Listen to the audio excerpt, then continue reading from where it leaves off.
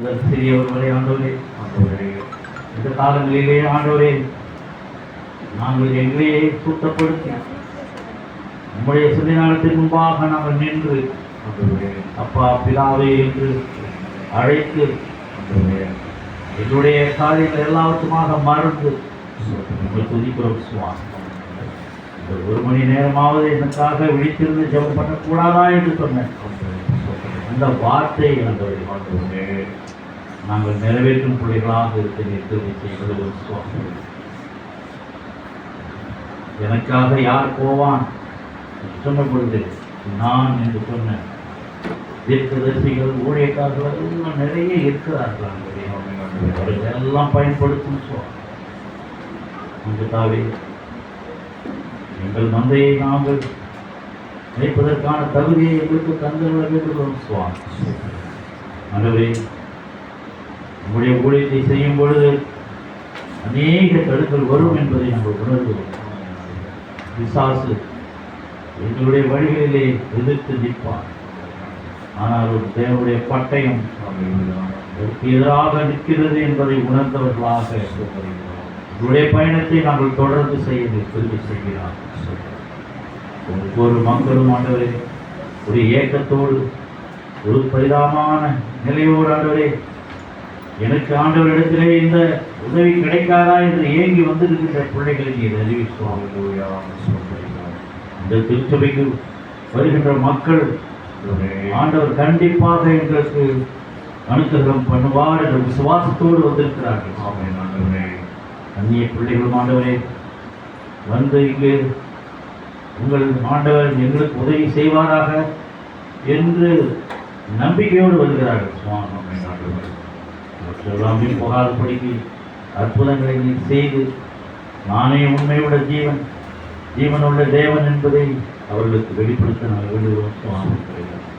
ஒவ்வொரு காரியத்திற்காக, வெளியில் சொல்ல முடியாத காரியத்திற்காக, கடல் தொகைகளாக, கணவன்மார்கள் செய்கின்ற காரியங்களுக்காக ஆண்டவரே எத்தனையோ பேர் இங்கு வந்து மனதார ஜெபித்துக் கொண்டிருக்கிறார்கள்.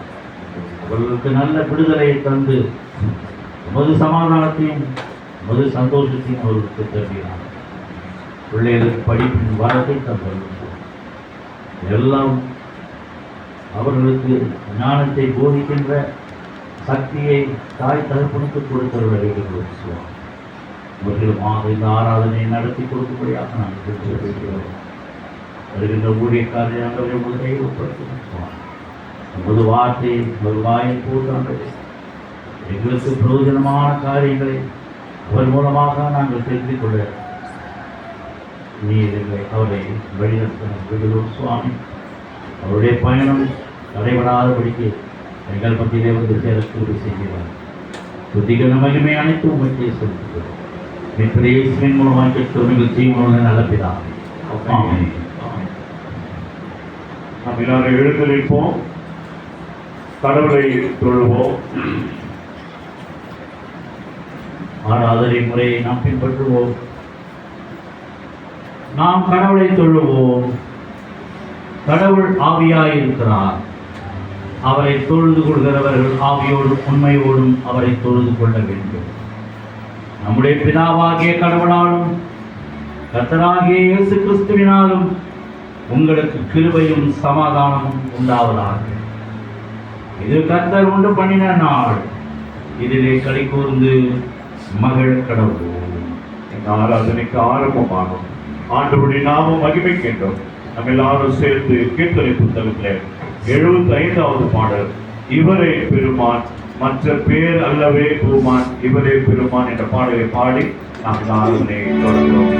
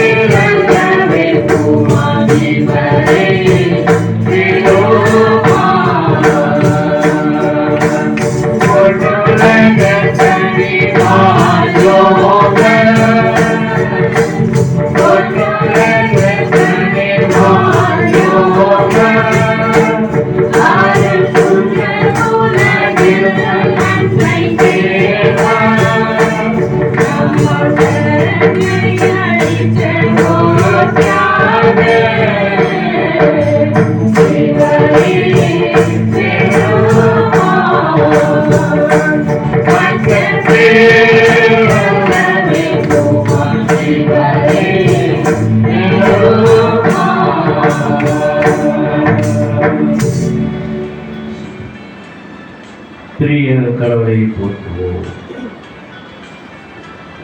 சேனைகளின் கடவுளாகிய கர்த்தரே, நீர் பரிசுத்த பரிசுத்த பரிசுத்த, வானமும் பூமியும் உமது மகிமையால் நிறைந்திருக்கின்றன. உன்னதத்திலே ஹோசன்னா. கர்த்தரின் நாமத்தினாலே வருகிறவன் சோதனைப்பட்டவன். கடவுளே நீர் பரிசுத்த, கடவுளே நீர் பரிசுத்த, சர்வ வல்லவரே நீர் பரிசுத்த, சர்வ வல்லவரே நீர் பரிசுத்த, சாவாமை உடையவரே நீர் பரிசுத்த, சாவாமை உடையவரே நீர் பரிசுத்த. ஆண்டவரே, எங்களுக்காக சிலுவையில் அறையுண்ட எங்கள் மீட்பரே, எங்கள் மேல் கிருபையாயிரும். ஆண்டவரே, எங்களுக்காக சிலுவையில் அறையுண்ட எங்கள் மீட்பரே, எங்கள் மேல் கிருபையாயிரும். பரிசுத்த ஆவியாகிய ஆண்டவரே, எங்கள் மேல் கிருபையாயிரும். பரிசுத்த ஆவியாகிய ஆண்டவரே, எங்கள் மேல் கிருபையாயிரும்.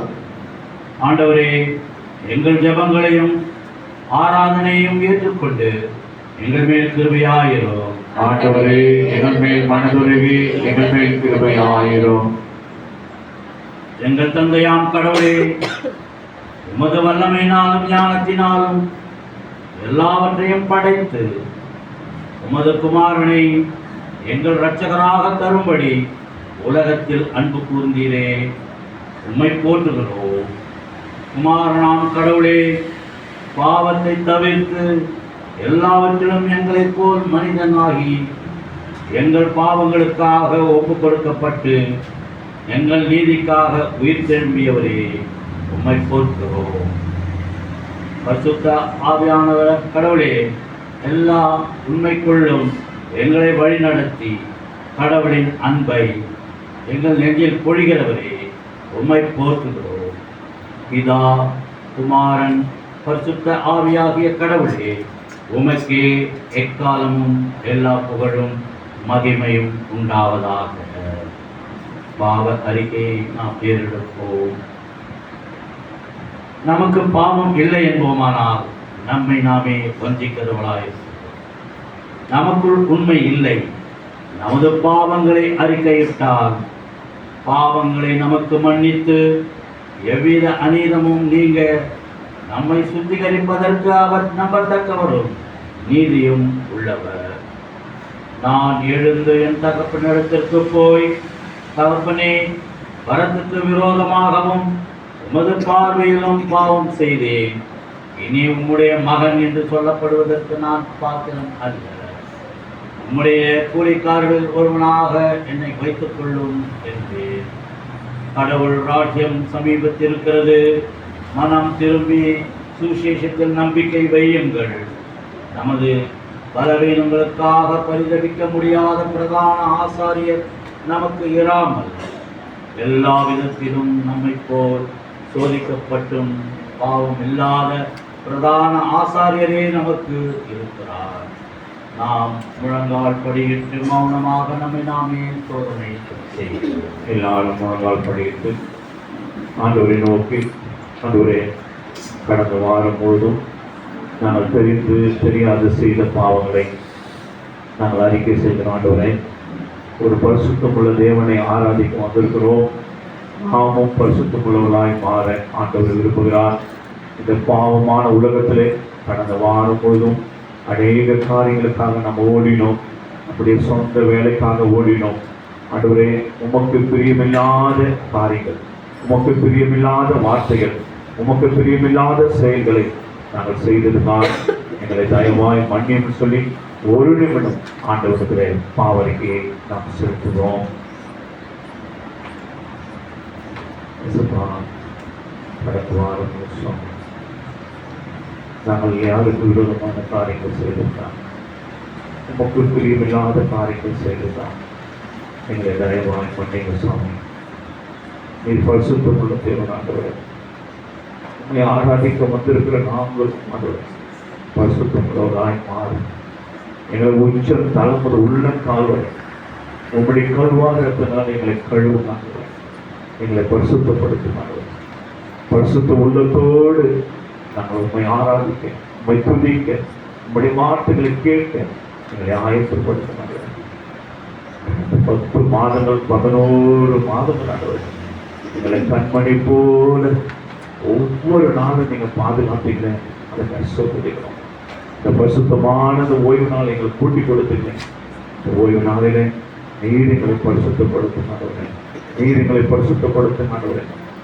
ஆண்டவரே, ஒரு இரத்தத்தினால எங்களை உச்சம் தலைமுறை உள்ள கால்வரை எங்களை கழுவி எங்களை பரிசுத்தப்படுத்துங்க. ஒரு இரத்தத்தினால எங்களை கழுவுங்க ஆண்டவரே. பாவரிக்கை பாடலாக கீர்த்தனை புத்தகத்திலே 172வது பாடல், பாதம் ஒன்றே வேண்டும். இந்த பாடலில் எனக்கு மற்ற எதுவும் வேண்டாம் என்ற பாடலை 3 அடிகள் பாடி நாம் இந்த பாவரிக்கை ஏறெடுப்போம். பாதம் ஒன்றே வேண்டும், இந்த பாடலில் எனக்கு மற்றேதும் வேண்டாம், உன் பாதம் ஒன்றே வேண்டும். நாதனே துங்கமை தேவனே பொங்குன, நாதனே துங்கமை தேவனே பொங்குன, நாதலோடன் தூய தூதத்தோடு செய்த பாதம் ஒன்றே வேண்டும். இந்த பாடலில் எனக்கு மற்றேதும் வேண்டாம், பாதம் பாதம் ஒன்றே வேண்டும். சீரும் புயலினால் வாயுது பொங்கிட, சீரும் புயலினால் வாயுது பொங்கிட, பாரில் நடந்த போல் நீரில் நடந்தவும் பாதம் ஒன்றே வேண்டும். இந்த பாரில் எனக்கு மற்றேதும் வேண்டாம், பாதம் ஒன்றே வேண்டும். வீசும் கமல் கொண்ட வாசனை தைலத்தை, வீசும் கமல் கொண்ட வாசனை தைலத்தை ஆசையோடு பாரி பூசி பணிந்த பாதம் ஒன்றே வேண்டும்.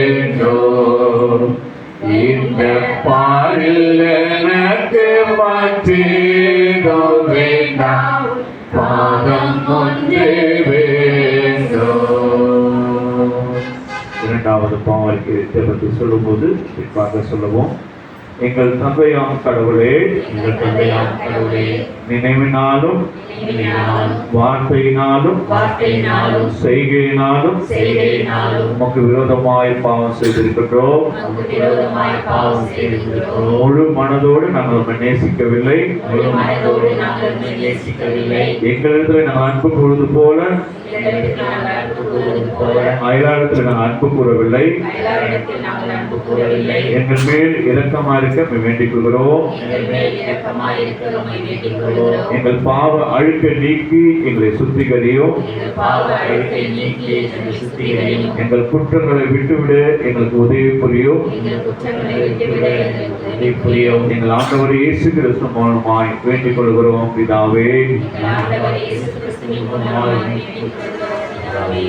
ஆமென்.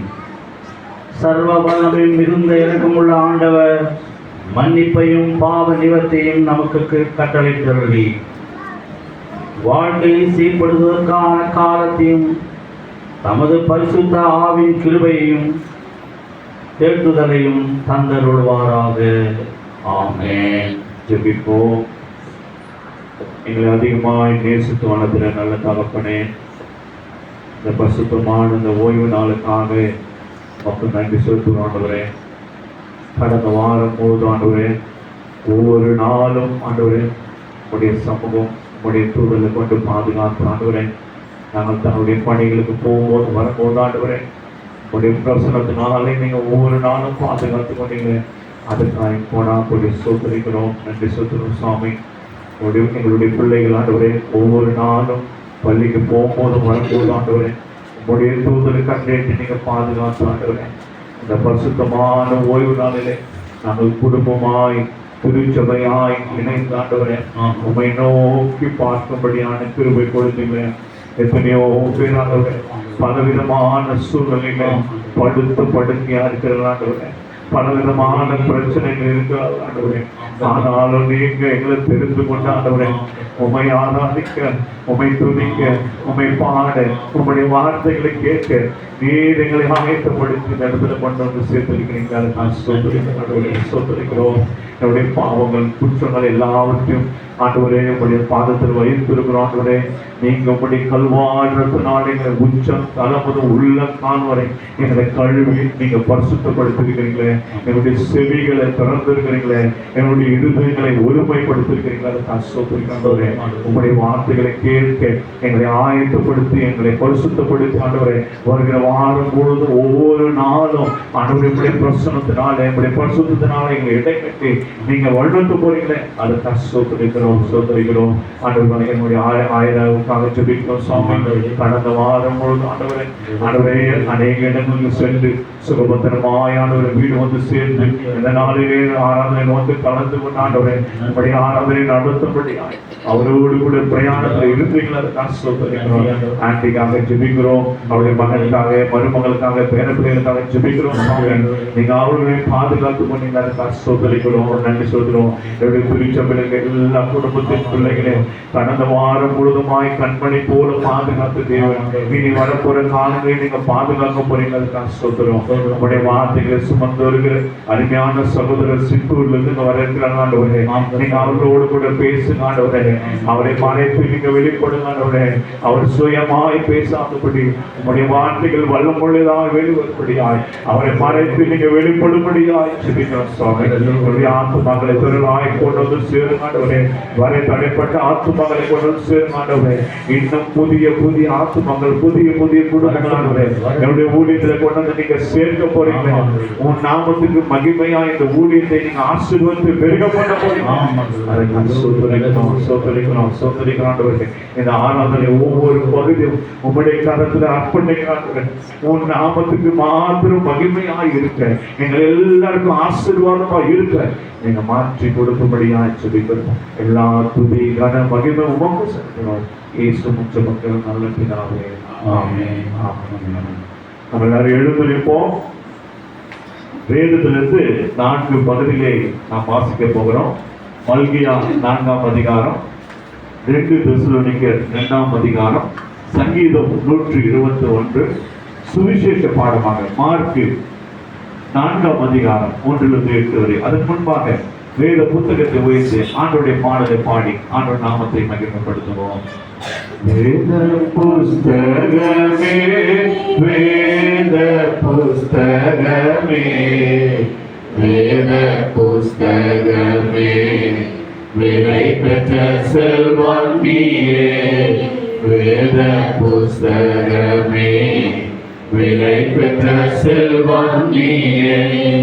என்னை எனக்கு காட்டிய நிலைமையை மாற்றி, என்னை எனக்கு காட்டிய நிலைமையை மாற்றி, பொன்னுலகத்தை காட்டி போகும் வழி சொல்வாயே. பொன்னுலகத்தை காட்டி போகும் வழி சொல்வாயே. வேத புஸ்தகமே, வேத புஸ்தகமே, வேத புஸ்தகமே, விலை பெற்ற செல்வம் நீயே. வேத புஸ்தகமே, விலை பெற்ற செல்வம் நீயே. மல்கியா 4ஆம் அதிகாரம்.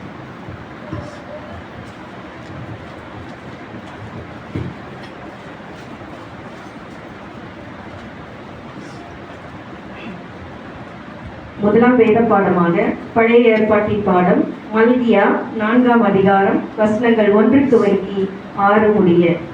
மல்கியா 4ஆம் அதிகாரம் வசனங்கள் 1 துவங்கி 6 முடிய.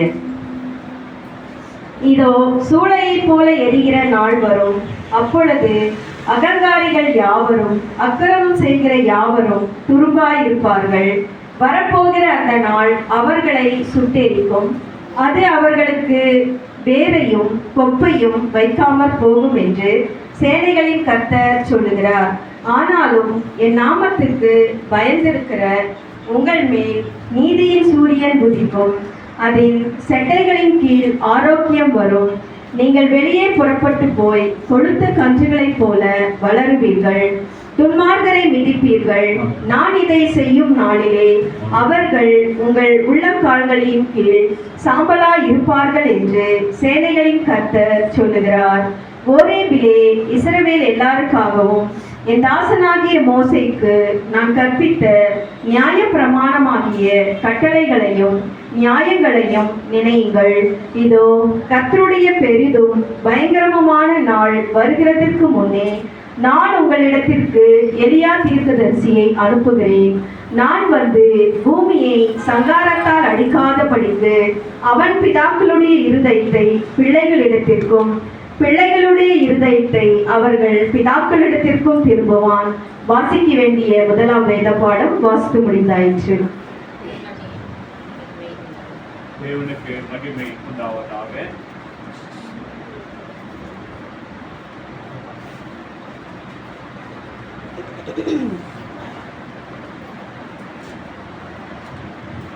இரண்டாம் வேத பாடமாக வாசிக்க தெரிந்து கொள்ளப்பட்ட வேத பாடம் 2 தெசலோனிக்கேயர் 2ஆம் அதிகாரம் வசனங்கள் 1 துவங்கி 7 முடிய வாசிக்க கேட்போம்.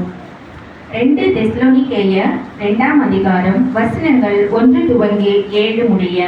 புதிய ஏற்பாட்டின் புஸ்தகம் பக்கம் 284. அன்றையும் சகோதரரே, நம்முடைய கர்த்தராகிய இயேசு கிறிஸ்துவின் வருகையையும் நாம் அவரிடத்திலே சேர்க்கப்படுவதையும் குறித்து நாங்கள் உங்களை வேண்டிக் கொள்ளுகிறது என்னவென்றால், ஒரு ஆவியினாலாவது வார்த்தையினாலாவது எங்களிடத்திலிருந்து வந்ததாய் தோன்றுகிற ஒரு நிருபத்தினாலாவது கிறிஸ்துவனுடைய நாள் சமீபமாய் இருக்கிறதாக சொல்லப்பட்டால் உடனே சஞ்சலப்படாமலும் கலங்காமலும் இருங்கள். எவ்விதத்தினாலும் ஒருவன் உங்களை மோசம் போகாதபடிக்கு எச்சரிக்கையாய் இருங்கள். ஏனெனில் விசுவாச துரோகம் முந்தி நேரிட்டு கேட்டின் மகனாகிய பாவ மனுஷன் வெளிப்பட்டால் ஒழிய அந்த நாள் வராது.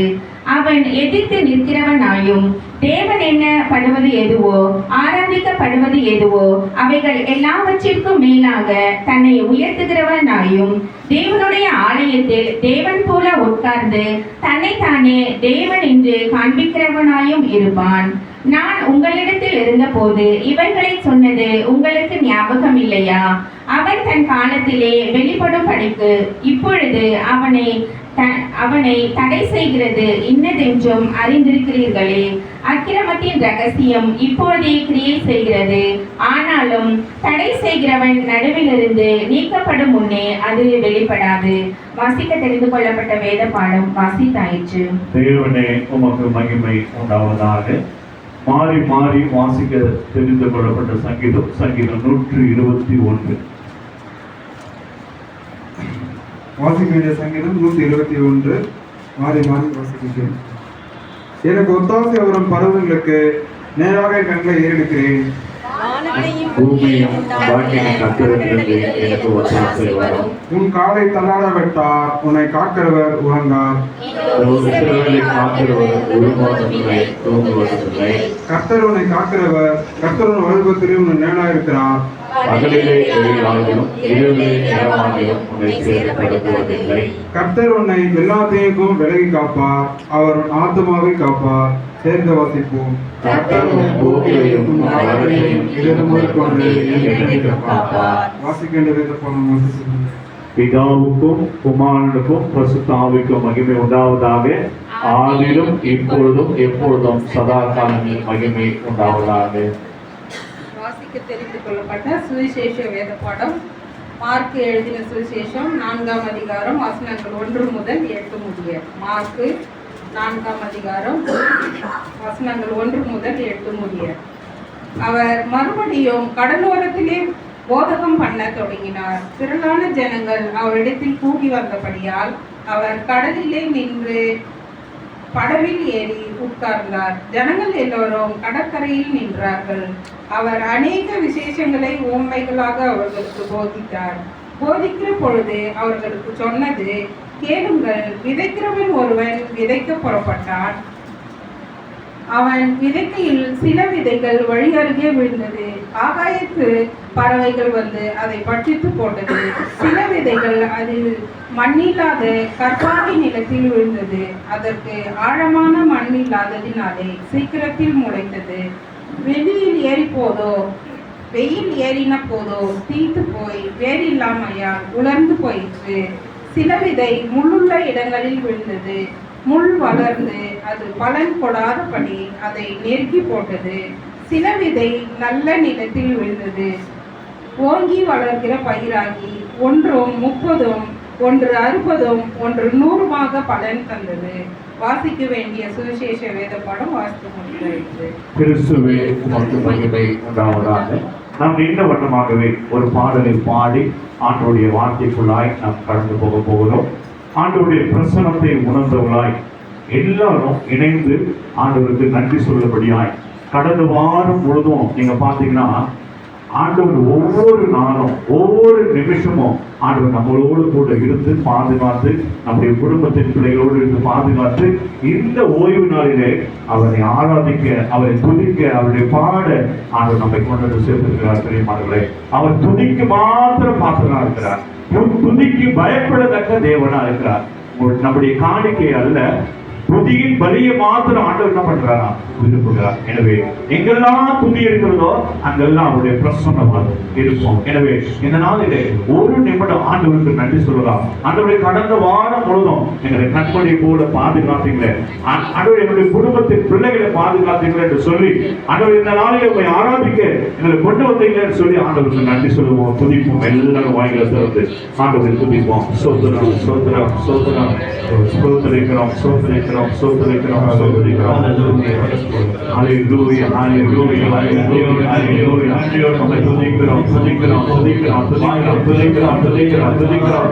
Hallelujah, hallelujah, hallelujah, hallelujah, hallelujah, hallelujah.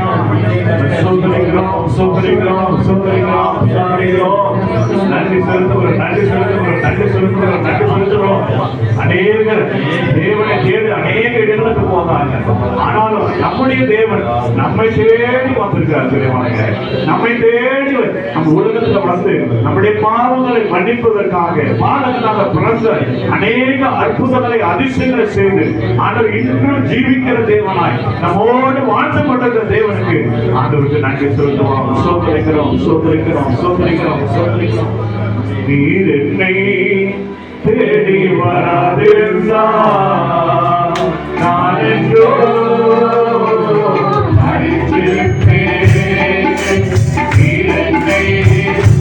தேடி வராதிருந்தா நான் என்றோ தேவன்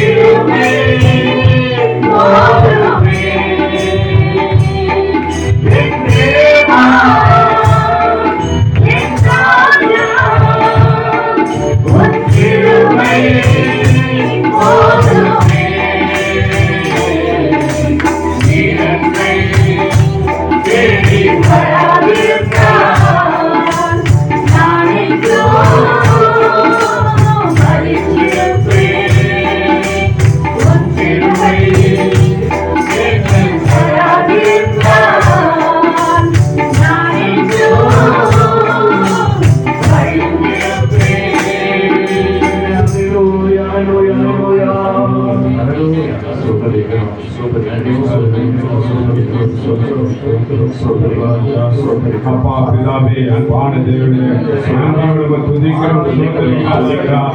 மன மகிழ்ச்சி ஓய்வு நாளில கூட அப்பா ராஜா இந்த திருமதி அப்பா ராஜா தெரிந்து கொண்டு அப்பா ராஜா துதிக்க அப்பா ராஜா நேரத்தில் எங்களை அழைத்து வந்த கிருபைக்காக நன்றியோட இந்த நாள் முழுதும் அப்பா ராஜா பாதுகாத்த அப்பா ராஜா மலையிலே பார்த்து ராஜா எங்களை வைத்தியே அதற்காக நன்றியோட துதிக்கிற சோதரிக்கிற ராஜா உங்களை ஆராதிக்க இந்த வேலையில கூட பார்த்து ராஜா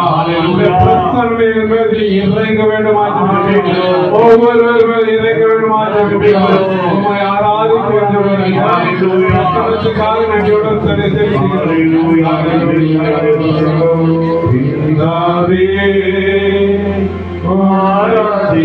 ஆராதிக்கின்றோம் இயேசுவே ஆர்ப்பரிக்கின்றோம் ஆவியானவரே அன்பு செய்கின்றோம்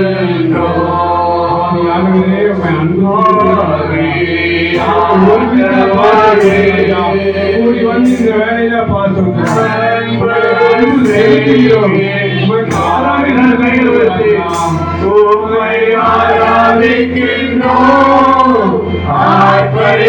ஆர்ப்பரிக்கின்றோம் அன்பு செய்கின்றோம் ஆராதிக்கின்றோம்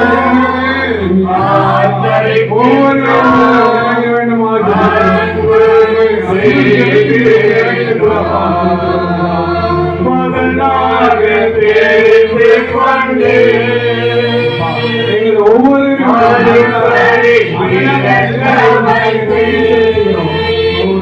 மகனாக தெரிந்து கொண்டு மறுபடி பிறக்க வைத்து ராஜாக்களும் நாங்களே ஆசாரியர்களும் நாங்களே ராஜாக்களும் நாங்களே ஆசாரியர்களும் நாங்களே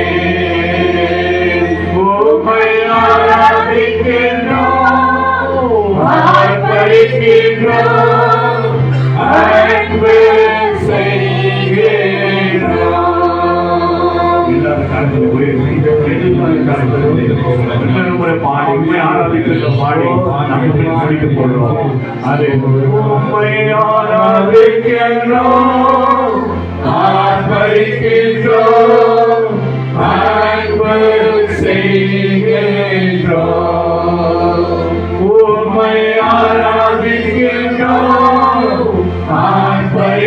ஆர்ப்பரிக்கின்றோம் அன்பு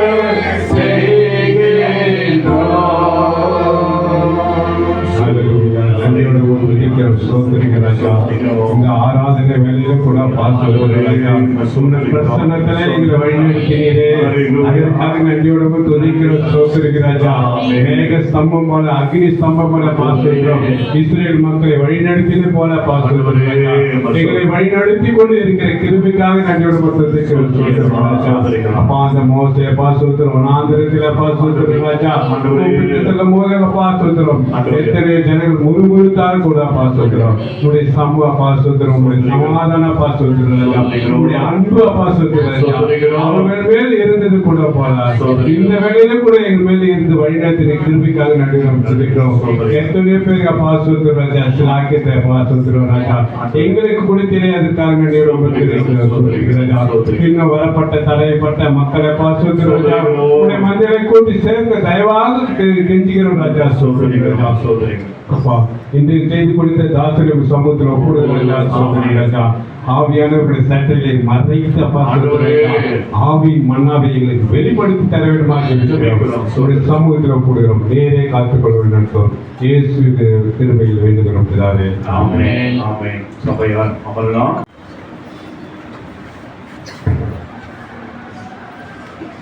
இந்த நாளிலே ஆண்டவருடைய வார்த்தையை நம்மோடு பகிர்ந்து கொள்ளும்படியாய் யாரை அழைக்கலாம் என்று சொல்லி யோசித்த பொழுது ஆண்டவர் என்னை வெளிப்படுத்தின ஒரு சகோதரர், அருமையான சந்தோஷ் பிரதர் அவர்கள், சித்தூர் பகுதியில் ஒரு நல்ல ஒரு ஷோரூம், பர்னிச்சர் ஷோரூம் வைத்து பிசினஸ் செய்து கொண்டு, ஆனால் ஆண்டவருடைய வேதத்தை அதிகமாய் நேசிக்கிற ஒரு சகோதரர், அருமையான நம்முடைய அண்ணன் ஜோசப் அண்ணன் வந்திருக்கின்றார்கள். அவர்கள் நான் வாழ்த்து வரவேற்கின்றேன். அருமையான சந்தோஷ் பிரதர் அவர்களும் ஜோசப் அண்ணன் அவர்களும் தன்னை அர்ப்பணித்து இந்த வேத புத்தகத்தில் உள்ள ரகசியங்களை அறிந்து கொள்ளும்படியாய் தன்னுடைய முழு நேரத்தையும் அவங்க செலவிட்டாங்க. இப்போ பார்த்தீங்கன்னா ஒவ்வொரு ஞாயிற்றுக்கிழமையும் ஆராதனை முடித்து 1 மணிலிருந்து 4 மணி வரைக்கும் யூப்ரு கிளாஸுக்கு சென்று வேதத்தில் யூப்ரு அந்த மொழிகளை வேதத்தை படிக்கின்றார்கள். எனவே கடந்த முறை ஜோசப் அண்ணங்க வந்தபோது அநேக வேதத்தில் உள்ள ரகசியங்களை நமக்கு சொல்லிக் கொடுத்தார். அவர் அந்த வேதத்தில் அதிகமாக தியானமாக இருக்கிறதுனால அநேக காரியங்கள் சொல்லுவார். அவரோடு கூட அருமையான சகோதரர்களும் அந்த நாளில் வந்திருந்தார்கள். எனவே நான் அழைத்த போது நீங்கள் வந்து ஆண்டவருடைய வார்த்தைகளோடு கூட நீங்கள் பகிர்ந்து கொள்ள வேண்டும் என்று சொல்லி அழைத்த போது அன்போடு ஏற்றுக்கொண்டு அவர் கடந்த இரவு முழுதும் ஆண்டவருடைய சன்னிதானத்தில் அமர்ந்து எனக்கு ஒரு மெசேஜ் வந்து கரெக்டாக 1:30 மணி அப்போதான் அவர் அந்த தியானத்தை முடித்து இப்பொழுது நம்ம மத்திய ஆயத்தத்தோடு ஆண்டவருடைய வார்த்தையை கொண்டு வந்திருக்கிறார். தெரியுமாங்களே, இந்த நாளிலே அருமையான சகோதரர் சந்தோஷ் பிரதர் அவர்களை நாம் திருச்சபையின் சார்பிலே வருக வருக வருக என்று வரவேற்று ஆண்டவருடைய வார்த்தையை சொல்லும்படி நான் போடுகிறேன்.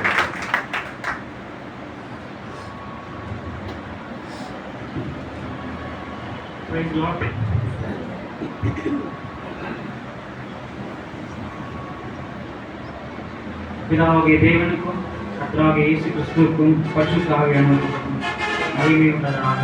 இந்த வேளையிலே ஆயர்மார்களுக்கும் சபையாருக்கும் என்னுடைய வாழ்த்துக்களையும் நன்றிகளையும் தெரிவித்துக் கொள்கிறேன். இன்றைய நாளிலே தேவன் என்னோடு கூட பேசின வார்த்தையை உங்கள் மத்தியிலே பகிர்ந்து கொள்ளும்படியாக நான் இந்த இடத்துல வந்திருக்கிறேன். இந்த வார்த்தையை பகிர்ந்து கொள்ள தேவன் கொடுத்த கிருபைக்காக நான் தேவனுக்கு நன்றிகளை செலுத்துகிறேன். நாம் வாசித்த வேத பிரகாரத்தின் படியாய் லூக்கா 8வது அதிகாரம்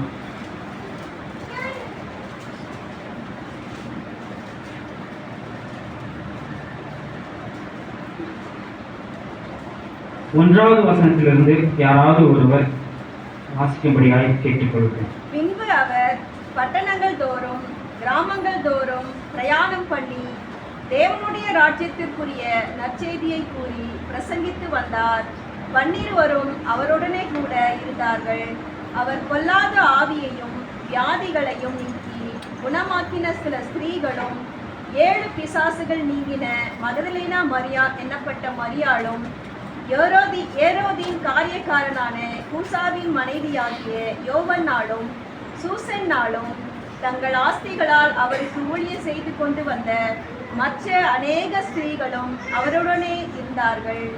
சகல பட்டணங்களிலும் இருந்து திரளான ஜனங்கள் அவரிடத்தில் வந்து கூடின போது அவர் ஓமையாக சொன்னது, விதைக்கிறவன் ஒருவன் விதையை விதைக்க புறப்பட்டான். அவன் விதைக்கையில் சில விதை வழியருகே விழுந்து மிதியுண்டது. ஆகாயத்து பறவைகள் வந்து அதை பட்சித்து போட்டது.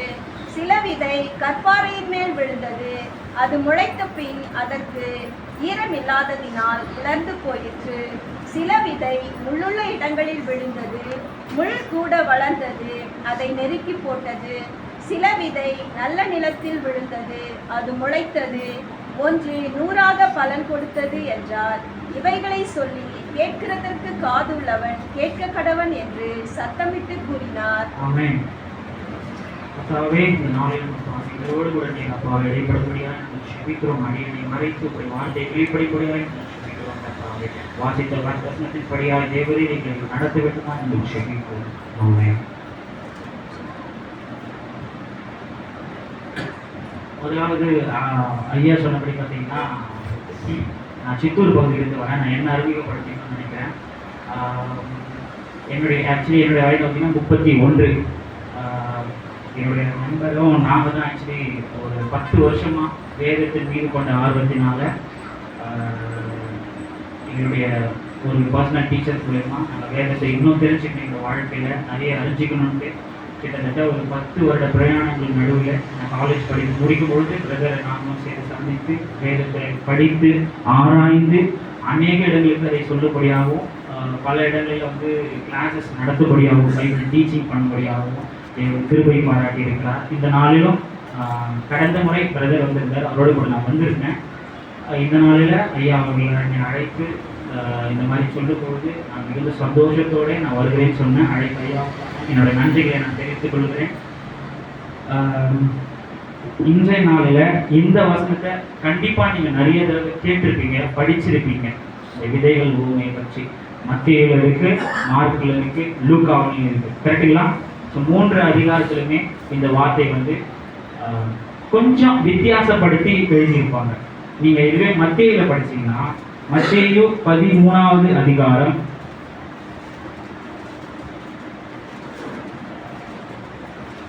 உங்களுக்காக நானே வாசிக்கிறேன். 8வது வசனத்தை வாசிக்கிறேன், கேளுங்க.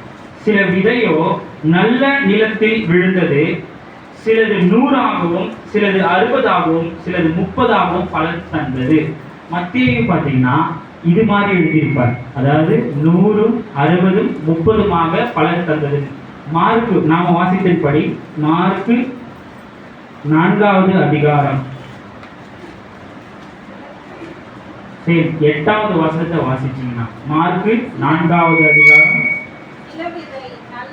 சில விதை நல்ல நிலத்தில் விழுந்து ஓங்கி வளருகிற பயிராகி ஒன்று 30, ஒன்று 60, ஒன்று 100மாக பலன் தந்தது. மத்தேயுவும் மார்க்குவும் இந்த 30, 60, 100மாக பலன் தந்ததுன்னு எழுதியிருப்பாங்க. ஆனால் லூக்கால டைரக்டா 100ஆக பலன் தந்ததுன்னு எழுதியிருப்பாங்க. ஸோ இந்த வார்த்தையை குறித்து நமக்குள்ள நிறைய என்ன இது 30, 60, 100 ஒருவேளை ஆசீர்வாதமா இருக்கலாமா? ஆக்சுவலி இன்னைக்கு என்னோட கூட நீங்க கொஞ்சம் பதிலும் பேசணும். ஏன்னா எப்பவுமே கேட்கறது மாத்திரம் இல்லாம கொஞ்சம் நீங்க கூட பேசினா எனக்கு நல்லா இருக்கும்னு நினைக்கிறேன். ஏன்னா யூஸ்வலா நாங்கள் போற இடத்துலலாம் ஜனங்களுடைய மைண்ட்ல என்ன இருக்குன்றதையும் நாங்கள் தெரிஞ்சுக்கணும்னு ஆசைப்படுவோம். பொதுவா நம்ம என்ன 30, 60, 100 நினைக்கும் பொழுது என்னவா இருக்கும்னு நினைக்கிறேன். முதலாவது இதை பத்தி யோசிக்கிறதுக்கு முன்னாடி இந்த வார்த்தையை பேசினது யாரு? நம்ம ஆண்டவராகிய இயேசு கிறிஸ்து. ஒரு வார்த்தை வானத்திலிருந்து அவர் இங்க வந்து ஜனங்கள் மத்தியில ஒரு விஷயத்தை சொல்றாருன்னா அப்ப அது எவ்வளவு விசேஷமா இருக்கும்னு நீங்க நினைக்கிறீங்க? எவ்வளவு பிரசித்தமான ஒரு வார்த்தையா இருக்கும். அப்போ அவர் ஏதோ ஒரு சும்மா சொன்னாரு, ஏதோ ஒரு காரியத்துக்காக சொல்லியிருப்பாரு, நம்மளுடைய பிளஸிங்காக சொல்லியிருப்பாரு. இல்ல, அவர் பேசின ஒவ்வொரு வார்த்தைக்கும் அநேக ஆயிரம் விளக்கங்கள் உண்டு. ஒவ்வொரு வார்த்தைக்கும். இப்போ எக்ஸாம்பிள் பாருங்க,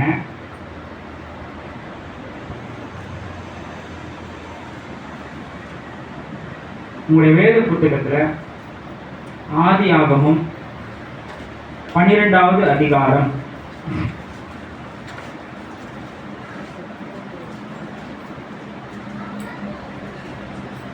1வது வசனத்தை நான் உங்களுக்காக வாசிக்கிறேன். கர்த்தர் ஆபிரகாமை நோக்கி, நீ உன் தேசத்தையும் உன் இனத்தையும் உன் தகப்பனுடைய வீட்டையும் விட்டு புறப்பட்டு நான் உனக்கு காண்பிக்கும் தேசத்திற்கு போ. நான் உன்னை பெரிய ஜாதியாக்கி உன்னை ஆசீர்வதித்து உன் பேரை பெருமைப்படுத்துவேன், நீ ஆசீர்வாதமாய் இருப்பாய். இந்த இடத்துல ஆபிரகாம் எங்க இருந்தார்? இந்த ஆசீர்வாதத்தை தேவன் சொல்லும் பொழுது ஆபிரகாம் எங்க இருந்தார்? இல்லை, ஊர் என்கிற பிரதேசத்துல இருந்தார். அதாவது எத்தனை பேர் இன்னைக்கு பைபிள் கொண்டு வந்திருக்கீங்க? யாராவது கொண்டு வராதவங்க இருக்கீங்களா?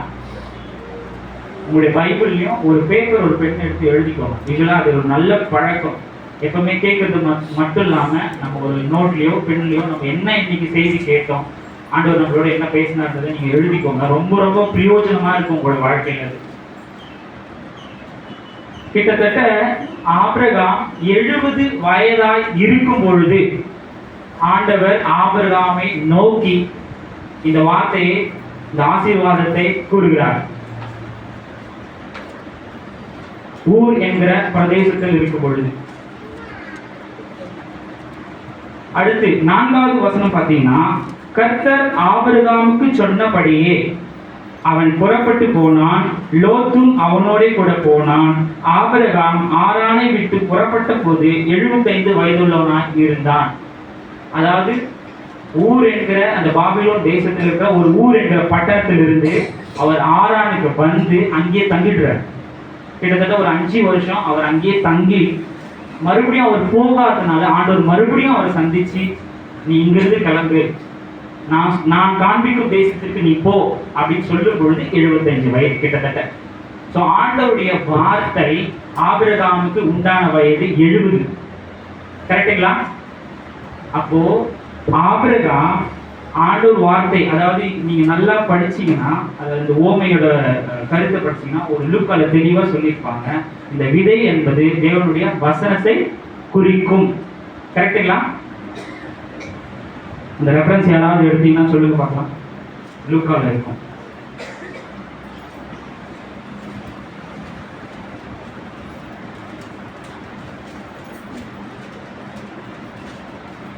எடுத்துங்க வாசிக்கலாம். லூக்கா 8:11. அந்த ஓமையின் கருத்தாவது, விதை தேவனுடைய வசனம். விதை தேவனுடைய வசனம். முழுக்க 3 புத்தகத்திலையும் இந்த விதையை குறித்து தான் எழுதியிருப்பாங்க. இந்த விதை என்பது தேவனுடைய வசனம், தேவனுடைய வார்த்தை. இந்த தேவனுடைய வார்த்தை ஆபிரகாமுக்கு 70 வயதுல உண்டானது. ஆபிரகாம் அவரை விசுவாசித்து, நீங்க நல்லா வாசிச்சு பார்த்தீங்கன்னா வீட்டுக்கு போயிட்டு, ஆபிரகாம் பல தடவை விசுவாச குறைச்சத்தின் நிமித்தம் விழுந்து போயிருப்பார். நாம ஆபிரகாம் விசுவாசி தகப்பன்னு சொல்லுவோம். ஆனா அவர் தேவனுடைய வார்த்தையை கேட்டு முழு மனதோட விசுவாசிக்கிறதுக்கு ஆபிரகாமுக்கு கிட்டத்தட்ட 30 வருடங்கள் ஆனது. அவர் 100 வயதுல ஈசாக்கை பெற்றெடுத்தார். கரெக்டுங்களா? அதாவது ஆசீர்வதிக்கப்பட்ட தேவனுடைய சந்ததி வருவதற்கு கிட்டத்தட்ட 70 வருடங்கள், 70 வயதில் அவருக்கு சொல்லும் பொழுது அவர் விசுவாசத்தை, அதுக்கு நடுவில் பார்த்தீங்கன்னா 10 தடவை ஆபிரகாம் விசுவாச விளக்கம் அடைந்திருப்பார். ஒரு 30 வருட போராட்டத்தின் நடுவில் நீங்க நல்லா பார்த்தீங்கன்னா சாராளுக்கு பதிலாக அங்க ஆகார் ஒருத்தர் வருவாங்க. அந்த இடத்துல ஒரு விசுவாச விளக்கம் நடக்கும். அடுத்து அபிமெலேக்கு ராஜாக்கு நடுவில் ஒரு விசுவாச விளக்கம் நடக்கும். சகோதரின்னு மாற்றி போய் சொல்வார். நம்ம போலதான் சூழ்நிலை நிமித்தமாய் பல இடர்பாடுகளின் மத்தியில வேத வசனம் சொல்லப்பட்டிருந்தோம். பல சூழ்நிலை நிமித்தமாக நம்முடைய ஆபிரகாமும் பல நேரங்களில் விசுவாச விளக்கம் அடைந்து ஆண்டவருக்குள்ள உறுதி ஆகிறதுக்கு அவருக்கு 30 வருடங்கள் தேவைப்பட்டது. சரிங்களா? புரிஞ்சு அந்த விஷயம். அடுத்து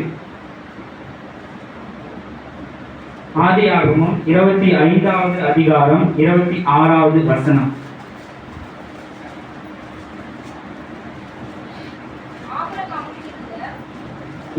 பின்பு அவன் சகோதரன் தன் கையினாலே ஏசாவின் குதிகாலை பிடித்துக் கொண்டு வெளிப்பட்டான். அவனுக்கு யாக்கோபு என்று பெயரிட்டார்கள்.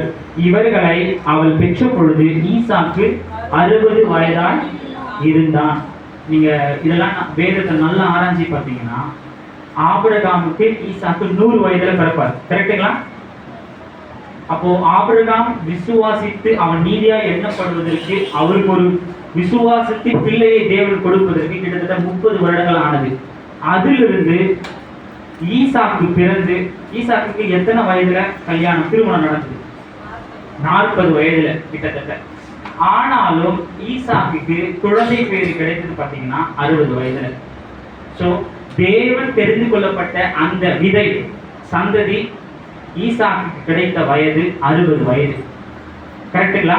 ஸோ ஈசாக்குக்கும் கிட்டத்தட்ட பார்த்தீங்கன்னா 20, அந்த பிறந்ததுலேருந்து 60 வருடங்கள் கழித்து தான் ஈசாக்குடைய வாழ்க்கையில ஒரு பிளஸிங், அந்த நல்ல நிலம் நம்ம வாசித்தின்படியாய் அந்த ஒரு கனி அவர் வாழ்க்கையில கிடைச்சது, ஆவின் கனி. ஸோ அவருக்கு கிட்டத்தட்ட எத்தனை வருஷம் ஆனது? 60 வருடங்கள் ஆனது ஈசாக்கு பலன் கொடுக்க. அடுத்ததா ஆதியாகமம் 32வது அதிகாரம்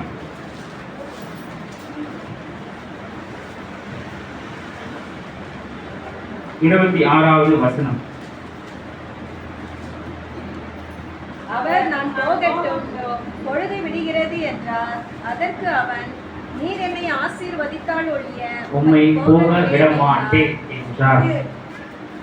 யாக்கோபோட விஷயத்துல கொஞ்சம் மாறுதலா தான் இந்த காரியங்கள்லாம் இருக்கும். நமக்கு நன்கு தெரிந்தபடி யாக்கோபு எப்படி இருந்தார், என்ன பண்ணார், எப்படி எல்லாம் வாழ்ந்தார், எதெல்லாம் செஞ்சார்ன்றது ரொம்ப நல்லா நமக்கு தெரியும். யாக்கோபோட வாழ்க்கையை பார்க்கும்போது அவருடைய பேரே எத்தன். யாக்கோபு என்றால் எத்தன் தான் சொல்லியிருக்காங்க. சரி, இந்த விஷயத்துக்குள்ள போகிறதுக்கு முன்னாடி உங்களுக்கு நான் உங்களோட ஒரு கேள்வி கேட்கப்படியாக விரும்புகிறேன். விதை அப்படின்னு வாசிக்கும் பொழுது நம்ம இன்னைக்கு சாப்பிட்ற சாப்பாடு எத்தனை பேர் நினைச்சிருக்கீங்க நம்ம முழுக்க முழுக்க விதையை தான் சாப்பிட்றோன்னு? நம்ம சாப்பிட்ற பருப்பு ஒரு விதை, நம்ம சாப்பிட்ற நெல் ஒரு விதை, கரெக்டுங்களா? இல்லை நான் மாற்றி சொல்கிறேன்னா, நீங்கள் நல்லா பார்த்தீங்கன்னா ஒரு பொரியலுக்கு சாப்பிட்ற ஒரு காரியங்களும் அந்த கனியோடைய விதையை தான் சாப்பிட்றோம். நம்மளுக்கு அறியாமலே தேவன் சொன்ன அந்த காரியத்தை தான் நம்ம வந்து பின்பற்றி வருவோம். நீங்க எல்லாம் எடுத்து பாருங்க, எப்படிப்பட்ட விஷயங்களா இருந்தாலும் விதையினுடைய பலனை தான் வேறு ஒரு விதத்துல நம்ம சாப்பிடுவோம். எந்த வகையிலையும் பார்த்தீங்கன்னா அந்த விதை இல்லை. நம்முடைய உணவுல பார்த்தீங்கன்னா மெஜாரிட்டி போர்ஷன் கிட்டத்தட்ட 80-90% வந்து விதை தான் நான் சாப்பிட்றோம். அது வேக வச்சோ வேற விதத்துல மாற்றியோ பவுடர் ஆக்கியோ. இப்போ கோதுமை சாப்பிட்றோம், கோதுமைன்றது ஒரு விதை, கரெக்டுங்களா? அதை அரைச்சி பவுடர் ஆக்கும்போது நம்ம சப்பாத்தியே சாப்பிட்றோம், சப்பாத்தின்னு சொல்றோம். பட் அது அதனுடைய மூலதனம் பார்த்தீங்கன்னா அது ஒரு விதை, கரெக்டுங்களா? ஸோ நம்முடைய வாழ்க்கையிலே விதை வந்து ஒரு முக்கிய பங்கு தான் நம்முடைய சரீர ஆரோக்கியத்திற்கும் எல்லாவற்றுக்கும். பார்த்தீங்கன்னா விதை வந்து ஒரு இன்றி அமையாதது. ஓகே, அடுத்த ஒரு கேள்வி. நம்ம வாழற இந்த பூமியிலே, இந்த உலகத்திலே ரொம்ப ரொம்ப ப்ரிஷியஸான காஸ்ட்லியான ஒரு விதை என்னவா இருக்கும்னு நினைக்கிறேன்? The costliest seed, ரொம்ப ரொம்ப காஸ்ட்லி பாந்த விதை அப்படின்னா இந்த விதை தான் ரொம்ப காஸ்ட்லி அப்படின்னா நீங்க என்னவா இருக்கும்னு நினைக்கிறீங்க? நம்ம நினைச்சு கூட பார்க்க முடியாத அளவுக்கு இருக்கு. ஆக்சுவலி நான் வேத வசனத்தை வந்து ஆராயும் பொழுது ஜெர்மன் தேசத்தில் இருக்கிற ஒரு சம்மர் சன் டொமேட்டோ, நான் சொன்னதை எழுதிக்கோங்க, சம்மர் சன் டொமேட்டோ, ஒரு தக்காளி விதை. ஆக்சுவலி அதோட பேர் வந்து சம்மர் சன் டொமேட்டோ. நீங்க வந்து இதை ஆராய்ச்சி கூட பண்ணி பாருங்க, உங்களுக்கு சந்தேகம் இருந்தாலோ இல்லை ஒரு ஆர்வம் இருந்தாலோ. கிட்டத்தட்ட இந்த விதையுடைய 1 கிலோ விதை 3 கோடி. உங்களால நம்ப முடியுதா? 1 கிலோ விதையுடைய மதிப்பு 3 கோடி இன்னைக்கு மார்க்கெட்ல. நான் அதை கம்பேர் பண்ணி கோல்டோட, நமக்கு பிரதானமான ஒரு கோல்டோட கம்பேர் பண்ணும்போது 5 கிலோ கோல்டு சமமானதுங்களா? 5 கிலோக்கு, நான் சொல்றது கிராம் இல்ல, சவரன் இல்ல, 5 கிலோ கோல்டுக்கு ஈக்குவலானது 1 கிலோ தக்காளியுடைய விதை. which means நம்ம நாட்டு தக்காளி இல்ல, ஜெர்மன் தேசத்துல விதைக்கப்படுற ஒரு சம்மர் சன் டொமேட்டோ அப்படின்ற ஒரு விதையினுடைய விலை நம்ம நாட்டில் எவ்வளோ சீப்பா 100 ரூபாய்க்கு 4 கிலோ 2 கிலோ 5 கிலோ நம்ம ஒரு ஈஸியாக வாங்கிடுறோம் பார்த்தீங்களா? ஆனால் ஜெர்மனில் தக்காளி ரேட் வேறு தான். இந்த ஸ்பெசிஃபிக்கான ஒரு விதை, தக்காளியோட விதை பார்த்தீங்கன்னா கிட்டத்தட்ட 7 விதமான ஹெல்த் பெனிஃபிட்ஸ் இருக்கிறதுனால இது இவ்வளோ ப்ரிஷியஸாக இருக்குது. ஏன் அந்த விதை அவ்வளோ காஸ்ட்லியாக இருக்குன்னு யோசிக்கணும்ல. ஒரு விதை இவ்வளோ காஸ்ட்லின்னு சொல்கிறத விட எதனால் அந்த விதை அவ்வளோ காஸ்ட்லி, ஏன் அதுக்கு என்ன அப்படி சிறப்புன்னு பார்க்கும் பொழுது எழுதிக்கோங்க. ஹார்ட் டிசீஸ்க்கு நம்பர் 1 மெடிசனாக பயன்படுத்துகிறாங்க. இருதய நோய் சம்மந்தப்பட்ட காரியங்களுக்கு அந்த விதையை.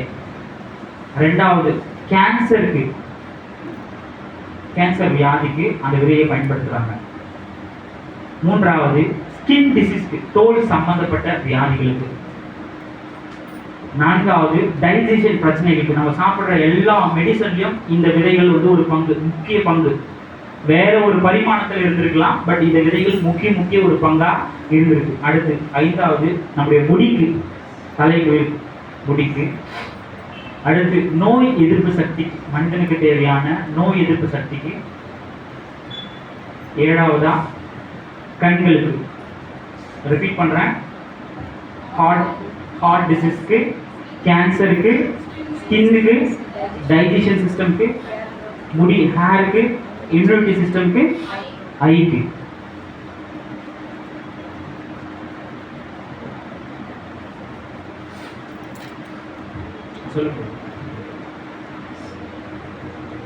இதனாலதான் இந்த விதை இவ்வளவு பிரிஷியஸான ஒரு விதையா இருக்கு. கிட்டத்தட்ட 3 கோடிக்கு சமானமான ஒரு விதை.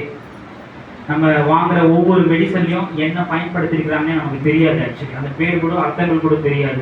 ஆனா நமக்கு அறியாமலேயே இந்த மாதிரியான பிரிஷியஸான காரியங்களை அதுல பயன்படுத்தினோம்னா சில மருந்துகளும் அதிக ரேட்டுக்கு விற்கிறாங்க.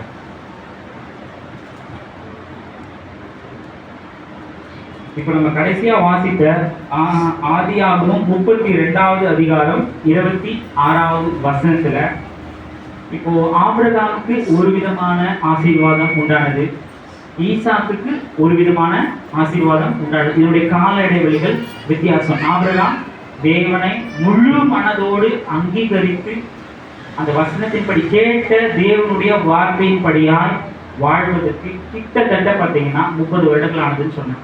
அடுத்து ஈசாக்கு அவருடைய வாழ்க்கையில அவருக்கு திருமணமாகி கிட்டத்தட்ட 20 வருடங்கள் இடைவெளிக்கு பிறகு 60 வயதுல அவர் ஒரு நல்ல விதையை பூமிக்கு கொடுத்தார். தேவனுடைய விதை, அதாவது தேவன் தெரிந்து கொள்ளப்பட்ட ஒரு விதை. இதுதான் இந்த இன்னைக்கு நாளுடைய ஒரு முக்கியமான ஒரு மைய கருத்து. தேவன் தெரிந்து கொள்ளப்பட்ட விதைய நம்முடைய முற்பிதாக்கள் எந்தெந்த கால இடைவெளியில கொடுத்தாங்க அப்படின்றதுதான் இயேசு கிறிஸ்து இந்த இடத்துல மறைமுகமா சொல்லியிருக்கிறார். ஸோ ஆபிரகாம் தேவ வார்த்தையை வசனத்தை கேட்டு விசுவாசித்து அவருடைய வாழ்க்கையில் அது கிரியாய் நடக்க 30 வருடங்கள் ஆனது. ஈசாக்கு தேவனுடைய வார்த்தையை கேட்டு அவருடைய வாழ்க்கையில அது கிரியை நடப்பிக்க 60 வருடங்கள் ஆனது. கடைசியா யாக்கோபு பார்த்தீங்கன்னா நம்ம அநேக தரம் வாசிச்சிருப்போம். அவர் தன்னுடைய சகோதரனையை ஏமாற்றி பல விதங்களில தகப்பனை ஏமாற்றி ஊரை விட்டு ஓடி வந்து 16ஆம்ல சேர்ந்து அவர் வாழ்ந்து பல ஏமாற்றங்கள் மத்தியிலும் நீங்க நல்லா ஒரு வசனத்தை வாசிச்சு பார்த்தீங்கன்னா வீட்டுக்கு போயிட்டு கடவுள்கிட்டயே பேரம் பேசுவார்.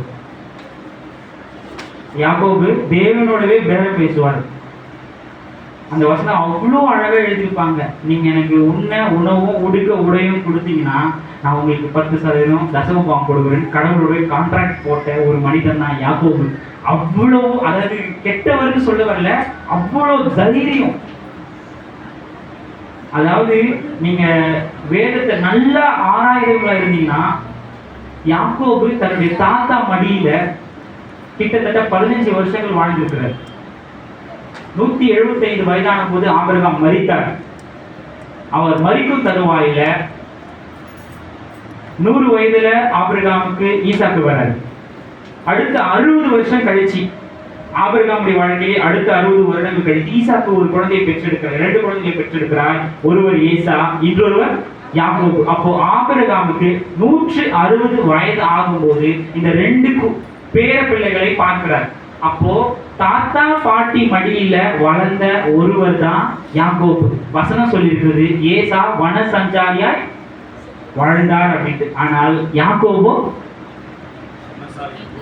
குணசாலியும் கூடாரவாசியமா இருந்தார். அப்போ தன் தாய் தகப்பனோடும் தன் தாத்தா பாட்டியோடும் வளர்ந்த ஒரு கிருபை தான் யாக்கோபோட வாழ்க்கையில மிகப்பெரிய ஒரு விஷயம் நடைபெற காரணமா இருந்தது. இன்னைக்கு சமுதாயத்துல நாம மிஸ் பண்ற ஒரு மிகப்பெரிய விஷயம், நம்முடைய தாத்தா பாட்டி வேதத்தை அறிந்தவர்கள் வயதானவர்கள் நம்ம மதிக்கிறோம்ன்றதே கொஞ்சம் டவுட் தான் அந்த காலத்துல. ஆக்சுவலி அந்த தாத்தா பாட்டியுடைய வார்த்தைகள், ஏன்னா ஆபிரகாம் தேவனோடு சஞ்சரித்தார். பல இடங்களை நம்ம வாசிக்கிறோம். தேவனோடு இடைப்பட்டதை பேசினதை அவரு போயிட்டு ஜனங்களுக்காக பரிந்து பேசுறார். அந்த அளவுக்கு ஒரு நீதிமானாய் வாழ்ந்த ஆபிரகாமுடைய வார்த்தைகள் யாருக்கு விதையாய் விதைக்கப்பட்டது? யாக்கோபுக்கு, ஈசாக்குக்கு விதைக்கப்பட்டது. அதனாலதான் இப்படி ஒரு சந்ததி அவர் கொடுத்தார். ஆனால் விசேஷித்த விதமாக யாக்கோபு தன்னுடைய வாழ்க்கையில 15 வருடங்கள் விசேஷித்தமா, ஏன்னா யாக்கோபு 15 வருடங்கள் ஆகும்போதே தன்னுடைய தாத்தா ஆபிரகாம் மரித்து விடுகிறார். அந்த 15 வயது வரை அவரோட மடியில கேட்ட நோவாவின் காலத்தில் வந்த சத்தியங்கள், ஏன்னா ஆபிரகாம் நிச்சயமா இவையெல்லாம் தெரிஞ்சிருக்கும். ஆதாம் காலத்தில் நடந்த காரியங்களும், ஏனோக்கு காலத்தில் நடந்ததும், நோவா காலத்துல நடந்ததும், அதுக்கு பிற்பாடு நடந்த எல்லா காரியங்களும் தன்னுடைய தாத்தாவுடைய காதுல அவர் சொல்ல சொல்ல சொல்ல கேட்டு கேட்டு அதாவது அவங்களுக்கு முன்குறிப்புன்றது ரொம்ப நல்லா தெரியும். தேவன் முன்குறித்து உன் சந்ததி சொல்லும் பொழுதே அவங்களுக்கு பார்க்கும் பொழுது தெரியும் தேவன் தெரிந்து கொள்ளப்பட்ட பாத்திரம் யார் என்று. அவர்கள் இதை தான் காலாகாலமா அவர்கள் வாய் வழியே சொல்லிக் கொண்டே வருவார்கள். நீ இப்படி இருக்கணும், இப்படி தேவன் என்னோட இடைப்பட்டார், இப்படிலாம் நடந்தார். அவர் பல காரியங்களை கேட்டு என்னவா இருந்தாலும், அதாவது அவருடைய வாலிப பிரயாணத்துல பல தவறுகளை அவர் செய்திருந்தாலும் அவருடைய வாழ்க்கையில தேவன் இடைப்பட்டு, அதாவது ஆபிரகாம் ஒரு நல்ல விதையை கொடுத்தார், ஈசாக்கு ஒரு நல்ல விதையை கொடுத்தார். ஆனால் யாக்கோபு ஒரு நல்ல விதை மாத்திரம் அல்ல, தேவனுடைய காலை பற்றி கொள்ள அவருக்கு தேவைப்பட்ட கால அளவு கிட்டத்தட்ட 100 வருடங்கள் ஆனது. இதுதான் ஒரு மிகப்பெரிய ஒரு ரகசியம். யாக்கோபு முழு மனதோடு தேவனை இந்த வசனத்தை வாசித்தபடியாய் மறுபடியும் அந்த வசனத்தை நம்ம வாசிக்கலாம். அவர் நான் போகட்டும் பொழுது விடுகிறது என்றார். அதற்கு யாக்கோபு நீர் என்னை ஆசீர்வதித்தால் ஒழிய உம்மை இப்படிப்பட்ட ஒரு தருணத்திற்குள்ளாக யாக்கோபு வர எடுத்துக்கொள்ளப்பட்ட கால அளவு கிட்டத்தட்ட அவர் வாழ்க்கையில் 100 வருடங்கள் ஆனது. அதுக்கு முன்னாடி வரலும் நீங்க வாசிச்சீங்கன்னா கடவுளோடவே பேரம் பேசலாம். அந்த கிணற்று மேல உட்காந்துட்டு பாத்தீங்கன்னா அவ்வளவு காலையில பேசுவார். கடவுள் இடைப்பட்டும் அவர் தன்னுடைய சுயசித்தமாக தான் செய்வார். ஆனால் அந்த அவர் கேட்ட அந்த வார்த்தை வசனம் யாக்கோபு மூலமாய் கிரியை செய்ய அவர் வாழ்க்கையில எடுத்துக்கொள்ளப்பட்ட ஆண்டுகள் 100 வருடங்கள் கிட்டத்தட்ட. அப்போ இந்த 30, 60, 100 பலன் கொடுத்து நீங்க திரும்ப நம்ம லூக்கா பகுதிக்கு வருவோம்.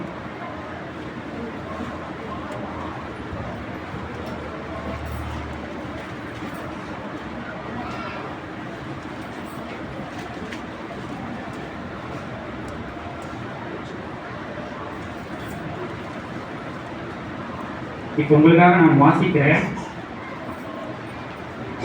நம்ம ஆண்டவராக இயேசு கிறிஸ்து பார்த்தீங்கன்னா லூக்கா 8:5 விதைக்கிறவன் ஒருவன் விதையை விதைக்க புறப்பட்டான். அவன் விதைக்கையில் சில விதை வழி அருகே விழுந்து மிதி உண்டது. ஆகாயத்து பறவைகள் வந்து அதை பட்சித்து போட்டது. இந்த வார்த்தை அவர் சொல்றதுக்கு காரணம், அதாவது நல்ல விதையை சொல்றதுக்கு முன்னாடி ஆண்டவர் என்ன பேசுறாருன்னா, முதலாவது சில விதை வழி அருகே விழுந்தது. கரெக்டுங்களா? இப்போ ஆதியாகமம் புஸ்தகத்துல 11வது அதிகாரத்துல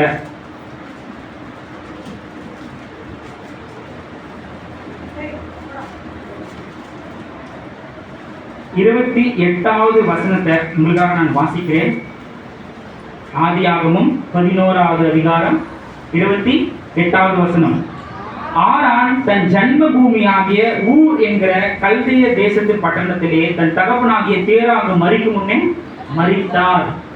அதாவது நீங்க வாசித்த விதை கையில் சில விதை வழி அருகே விழுந்தது, மிதியுண்டது, ஆகாயத்து பறவைகள் அதை பட்சித்து போட்டது. ஊர் பிரதேசத்திலேயே மரித்த ஒரு மனிதன் ஆரான். அங்கேயே மரித்து, அது தேராவுடைய பிள்ளைகள்ல ஆபிரகாமை மாத்திரம் தேவன் தெரிந்து கொண்டார். அந்த ஆபிரகாமுடைய விதையை பற்றி தான் இவ்வளவு நேரம் பார்த்தோம். ஆனா இங்கு சொல்லப்பட்ட வார்த்தைகள் ஊர் பிரதேசத்திலேயே ஆரான் மரித்து விடுகிறார். அடுத்து 6வது வசனம் லூக்கா 8:6. சில விதை கற்பாறை மேல் விழுந்தது, அது முளைத்த பின் அதற்கு ஈரம் இல்லாததினால் உலர்ந்து போயிற்று. இந்த வசனம் பார்த்தீங்கன்னா அப்படியே ஆதியாகமம் 11வது அதிகாரம் 31வது வசனம். ஆதியாகமம் 11வது அதிகாரம் 31வது வசனம். எஸ். ஆரானுடைய குமாரனும் தன் பேரனுமாய் இருந்த லோத்தையும் தன் குமாரன் ஆபிரகாமுடைய மனைவியாகிய தன் மருமகன் சாராயையும் அழைத்துக் கொண்டு அவர்களுடனே ஊர் என்கிற கல்தேயருடைய பட்டணத்தை விட்டு கானான் தேசத்துக்கு போக புறப்பட்டார். அவர்கள் ஆரான் மற்றும் அந்த அங்கே இருந்து விட்டார்கள். இந்த ஊர் பிரதேசத்துல அவருக்கு கொடுக்கப்பட்ட வாக்குத்தத்தின் படியாய் இவரோடு கூட எல்லாரும் இருக்காங்க. தேராவுடைய பிள்ளைகள்னு பாத்தீங்கன்னா இங்க 26 எழுதியிருப்பாங்க. தேராவுக்கு 70 வயதான பொழுது ஆபிராம், நாகோர், ஆரான் என்பவர்களை பெற்றார். இங்க நம்ம முன்னாடி பார்த்த வார்த்தை பார்த்தீங்கன்னா வழி அருகே விழுந்து மிதியுண்ட விதையா யாரை பார்க்கிறோம்னா ஆரானை பார்த்தோம். அடுத்ததா சில விதை கற்பாறை மேல் விழுது அதை முளைத்த பின், அதாவது முளைக்குது, கல் மேல விழுந்தாலும் முளைக்குது, முளைத்தாலும் அது ஈரம் இல்லாதபடியினால் உலர்ந்து போயிடுச்சு சொல்லியிருக்காங்க. இங்க பாத்தீங்கன்னா நீங்க நல்லா இந்த வசனத்தை நோட் பண்ணீங்கன்னா, ஆரானுடைய குமாரனும், அப்போ யாக்கோபு போய் திருமணம் செய்யும் போது எங்க போக சொல்றாரு? ஆபிரகாம் நீ எங்கேயும் போகாத, ஆரானிலே நம்முடைய சகோதரர்கள் இருக்கிறாங்க, உறவின் முறையில் இருக்கிறாங்க, அங்க போய் பெண் எடுத்து கொள்ளுன்றாரு. அப்ப அங்க ஊர் பிரதேசத்துல விட்டு தேவனுடைய வார்த்தையை கேட்டுதான் ஆபிரகாமோட எல்லாரும் வராங்க. அந்த வார்த்தை விதையாய் வருது, வந்தாலும் அதற்குள்ள ஈரம் விசுவாசம் இல்லாத காரணத்தினால அதே இடத்துல யார் தங்குறாங்கன்னு சொல்லியிருக்கிறாங்க? ஆரான் மட்டும் வந்து அங்கே இருந்து விட்டார்கள். இந்த இடத்துல ஆரான் மரிக்கிறார், அதான் அந்த இடத்துக்கு பேர் பதான் ஆரான். நீங்க நல்லா நோட் பண்ணீங்கன்னா அந்த இடத்துல ஆரான் மரிக்கிறார். நாகூர் வந்து பாத்தீங்கன்னா இது முன்னாடியே மரிச்சிடுறாரு, ஆரான் வந்து பதாம் ஆரான்ல வந்து மரிக்கிறார். ஸோ ஆரானுக்கு கொஞ்சம் விசுவாசம் இருந்தாலும் அந்த இடத்துல அங்கேயே ஸ்டே பண்ணிடுறாரு. அதுக்கு மேல அவருக்கு விசுவாசம் இல்லாததுனால, அதாவது நம்ம நினைக்கிற மாதிரி இப்ப டிராவல் பண்ற மாதிரி கார்லயோ டூ வீலர்லயோ கிடையாது. ரொம்ப ரொம்ப வனாந்திரமான ஒரு பிரயாணம் அவங்களுக்கு சரியான, அதாவது அவங்க ரொம்ப செழிப்பா இருந்துக்கிறாங்க ஊர் பிரதேசத்துல. நீங்க ஹிஸ்டோரியில எடுத்து படிச்சீங்கன்னா அவ்வளோ செல்வ செழிப்பா, தேராகலாம் பார்த்தீங்கன்னா பாபிலோன் ராஜாக்கு கீழே வேலை செஞ்ச ஒரு மிகப்பெரிய பதவியில் இருந்தவர். அவங்களுக்கு எல்லாமே இருந்தது, நிலம் இருந்தது. இன்னைக்கு வரலும் அகழ்வாராய்ச்சியில் பார்த்தீங்கன்னா ஆபிரகாமுடைய வீடு கண்டுபிடிச்சிருக்காங்க ஊர் பிரதேசத்தை. எல்லா சொத்து சுகமோடு இருந்தும் எல்லாத்தையும் விட்டுட்டு தான் வந்தாங்க. அப்படி வரும்பொழுது அந்த விசுவாசம் விளக்கம் அடைந்து மரித்த ஒருவர் தான் ஆரான், தேராகுடைய பிள்ளைகளில். அவருக்குள் ஈரம் இல்லாதனால் அவர் மரித்து போகிறார். அவரை தான் வந்து இயேசு கிறிஸ்து இந்த இடத்துல குறிப்பிடுறார். அடுத்த வசனம் லூக்கா 8:7 வசனம். சில விதை கற்பாறை மேல் விழுந்தது, அது முளைத்த பின் அதற்கு, அதாவது இது படிச்சிட்டோம் 7. சில விதை முள்ளுள்ள இடங்களில் விழுந்தது, முள் கூட வளர்ந்தது, அதை நெருக்கி போட்டது. இந்த விதையும் பார்த்தீங்கன்னா வளர்ந்தது, அதாவது விதை வந்து செடியாகி கொஞ்சம் வளரும் பொழுதே முள்ளும் சேர்ந்து கூட வளர்ந்ததுனால முள் வந்து அதை நெருக்கி போட்டது. இந்த வார்த்தை பார்த்தீங்கன்னா நமக்கு ரொம்ப அறிந்தபடி லோத்து யாருடைய பிள்ளை? அவரு ஆரானுடைய பிள்ளை. எஸ், லோத்து வந்து ஆபிரகாமுடைய வராரு, தேவனுடைய வார்த்தையின்படியாய் கூடவே கீழ்ப்படுகிறார். லோத்து நீதிமான் தான் எண்ணப்பட்டார் புதிய ஏற்பாட்டு வார்த்தையின்படி. ஆனாலும் லோத்து ஆபிரகாம் பிரச்சனை வரும்பொழுது, அந்த அவங்களுக்குள்ளாக வேலைக்காரர்களுக்கு மத்தியில பிரச்சனை வரும்பொழுது லோத்து ஏதேனை போல ஒரு சம பூமியை தெரிந்து கொண்டார். அவர் பார்வைக்கு ஏதேன் போல் தெரிந்த ஒரு இடம். ஆனால் ஆண்டவர் சொன்ன இடமும் வேறு. ஆண்டவர் சொன்ன வார்த்தையை கீழ்ப்படியாம வேறு ஒரு இடத்துக்கு போனதுனால லோத்தினுடைய வாழ்க்கையில் நடந்த ஒரு மிகப்பெரிய ஆண்டவருக்கு அருவருக்கு காரியம் என்னன்றது உங்களுக்கு ரொம்ப நல்லாவே தெரியும். அவரும் அந்த முள் வளர்ந்து அந்த விதையை கெடுத்தது. விசுவாசிக்கிறீங்களா? ஸோ லோத்தருடைய வாழ்க்கை, அவருடைய பிள்ளைகள் வாழ்க்கையில இப்படிப்பட்ட ஒரு காரியம் நடந்ததுன்னு சொல்றாரு. இப்போ இவர்கள் 3 பேருக்கு நடுவில் வசனம் சொல்லுது, 8வது வசனம், சில விதை மாத்திரம், பல விதைகளின் மத்தியில சில விதை மாத்திரம் நல்ல நிலத்தில் விழுந்தது. அந்த நல்ல நிலத்தில் விழுந்த விதைதான் ஆபிரகாம், ஈசாக்கு, யாக்கோபு. நம்ம இவ்வளவு நேரம் பார்த்த அந்த நல்ல நிலம், அதாவது ஆபிரகாம் ஊர் என்கிற பிரதேசத்துல பிறந்த ஒருவர் வசனத்தின்படியாக. அடுத்து ஈசாக்கு எங்க பிறந்தாருன்னு பைபிள் சொல்லு. கானான் தேசம் தான் இன்னைக்கு இஸ்ரவேல் தேசம், கரெக்டுங்களா? அந்த கானான் தேசத்துல எங்க பிறந்தாருன்னு எழுதியிருக்கு ஈசாக்கு. யாராவது சொல்ல முடியுமா? சில வசனத்தை காட்ட முடியுமா ஈசாக்கு எங்க பிறந்தாருன்னு?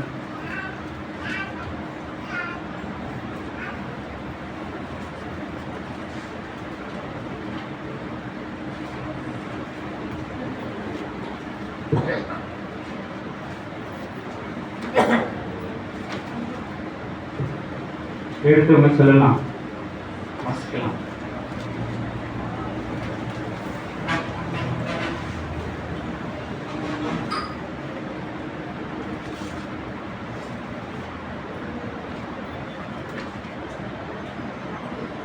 ஈசாக்கு கிட்டத்தட்ட ஆபிரகாம் நமக்கு நல்லாவே தெரியும், ஊர் பிரதேசம் பாபிலோன்ல இருக்கிற ஒரு பட்டணத்திலிருந்து பிறந்து வளர்ந்து கானான் தேசமாகிய இஸ்ரவேலுக்குள்ளாக வளர்ந்தவர். ஆனால் ஈசாக்கு இப்போ எல்லாருடைய பிறந்த இடத்தை பற்றியும் நம்ம தியானிக்கிறோம்.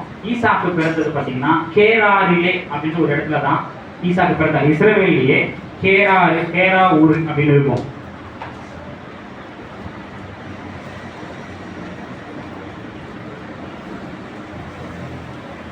எழுதுவதை வாசிக்கலாம்.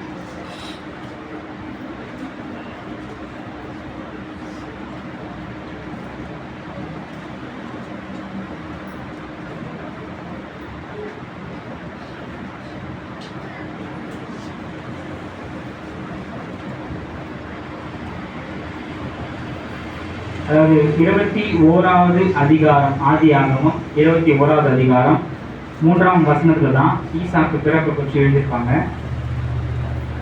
அப்பொழுது ஆபிரகாம் தனக்கு சாரால் பெற்ற குமாரனுக்கு ஈசாக்கு என்று பெயரிட்டான். இந்த இடம் ஆக்சுவலி நீங்க முன்னாடி அதிகாரம்லாம் கரெக்டா வாசிச்சீங்கன்னா அவர் எங்க இருக்கிறாருன்னா, இன்றைக்கு காசா பெரிய பிரச்சனைக்குரிய ஒரு இடமா இருக்கு பார்த்தீங்களா, இஸ்ரேலை ஒட்டி இருக்கிற காசான்ற பகுதி. நீங்க சண்டை வார்லாம் நடக்குது பாருங்க, அதுக்கு நியரஸ்ட் ஒரு பிளேஸ் கேரா ஊர் அப்படின்னு கேராரிலே அப்படின்னு எழுதியிருக்கோம்.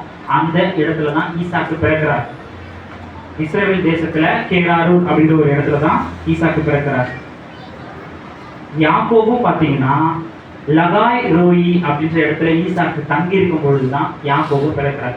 இவர்கள் இருவரும் இஸ்ரேல் தேசம் கானான் என்கிற இஸ்ரேல் தேசத்துல பிறக்கிறாங்க. ஆபிரகாம் மாத்திரம் ஊர் பிரதேசத்தில் இருக்கிறார். அதனால தான் ஆபிரகாம அங்கிருந்து தேவன் தெரிந்து கொள்ளப்பட்ட வாக்குத்தத்தம் பண்ணப்பட்ட தேசத்துக்கு அழைத்து வந்து நல்ல நிலமாகிய அந்த இடத்துல கனி கொடுக்கும்படியாய் தேவன் அழைத்து கொண்டு அவர்களுக்கு நல்ல விதைகளை கொடுக்கிறார். விஸ்மி நல்ல சந்ததிகளை கொடுக்கிறார்.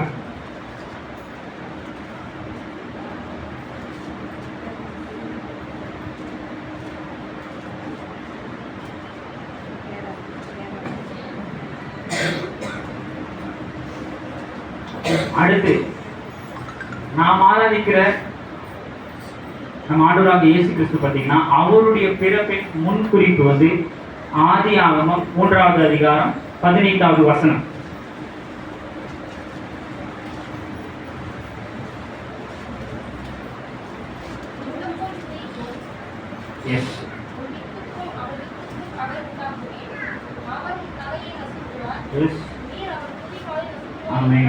இதுதான் பாத்தீங்கன்னா இயேசு கிறிஸ்துவுடைய பிறப்பிற்கான ஒரு மிகப்பெரிய முன் அறிவிக்கப்பட்ட ஒரு தீர்க்க தரிசனம்.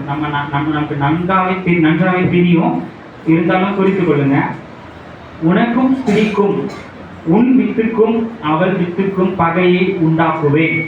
நீங்க இங்கிலீஷ்ல படிச்சீங்கன்னா the seed of woman, நம்ம விதை பற்றி தான் பேசிக் கொண்டிருக்கிறோம்.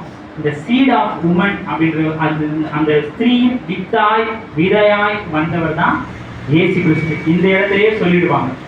இயேசு கிறிஸ்துடைய முன்குறிப்பு பார்த்தீங்கன்னா இந்த இடத்துலயே ஸ்டார்ட் ஆயிடும். ஸோ நம்ம ஆராதிக்கிற நம்ம ஆண்டவராகிய இயேசு கிறிஸ்துவை பார்த்தீங்கன்னா விதையாய் ஒரு ஸ்திரீயின் வித்தாய் வருவார் அப்படின்றது இந்த இடத்திலேயே முன்குறிக்கப்பட்டது. ஆதியாகமம் 3:15.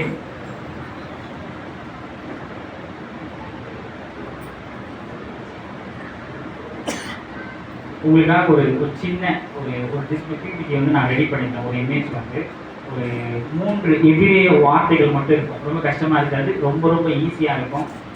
அந்த இமேஜ் மட்டும் டிஸ்பிளே பண்ண முடியாது கேட்டுக்கிறேன்.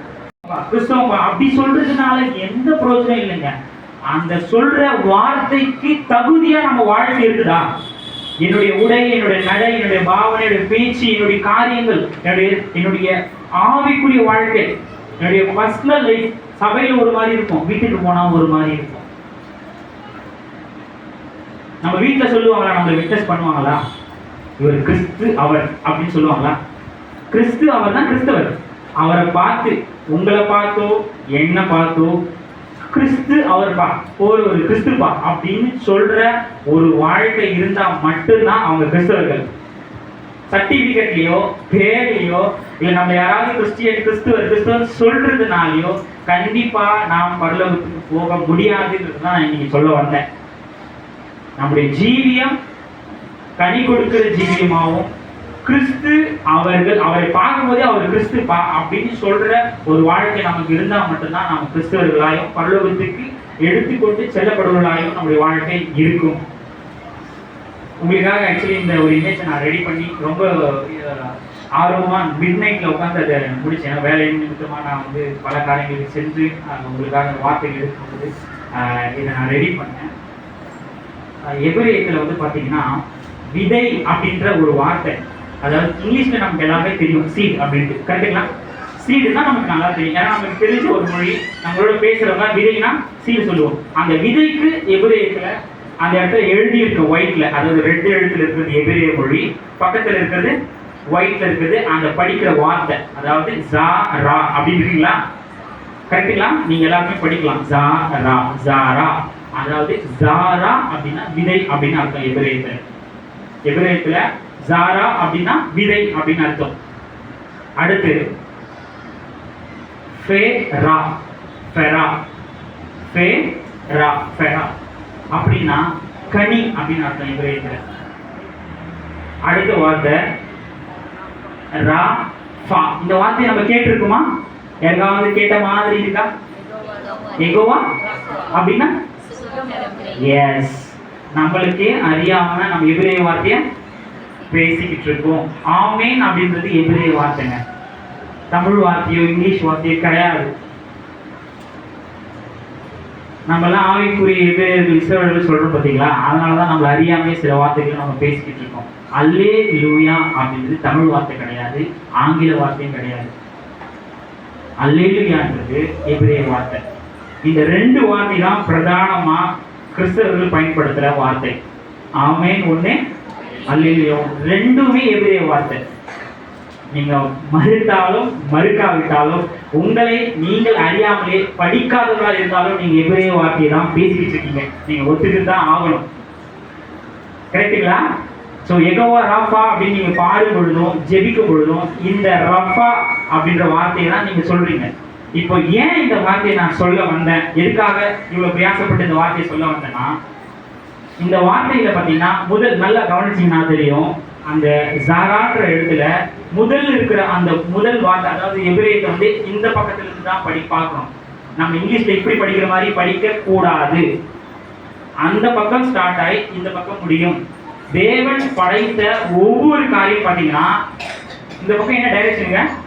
இடது பக்கத்திலிருந்து வலது புறமா இருக்கும். மனிதன் உண்டாக்கிய காரியங்கள் எல்லாம் வலது பக்கத்திலிருந்து இடது பக்கமா தான் இருக்கும். நீங்க எப்படி பார்த்தாலும் இதுதான் உண்மை.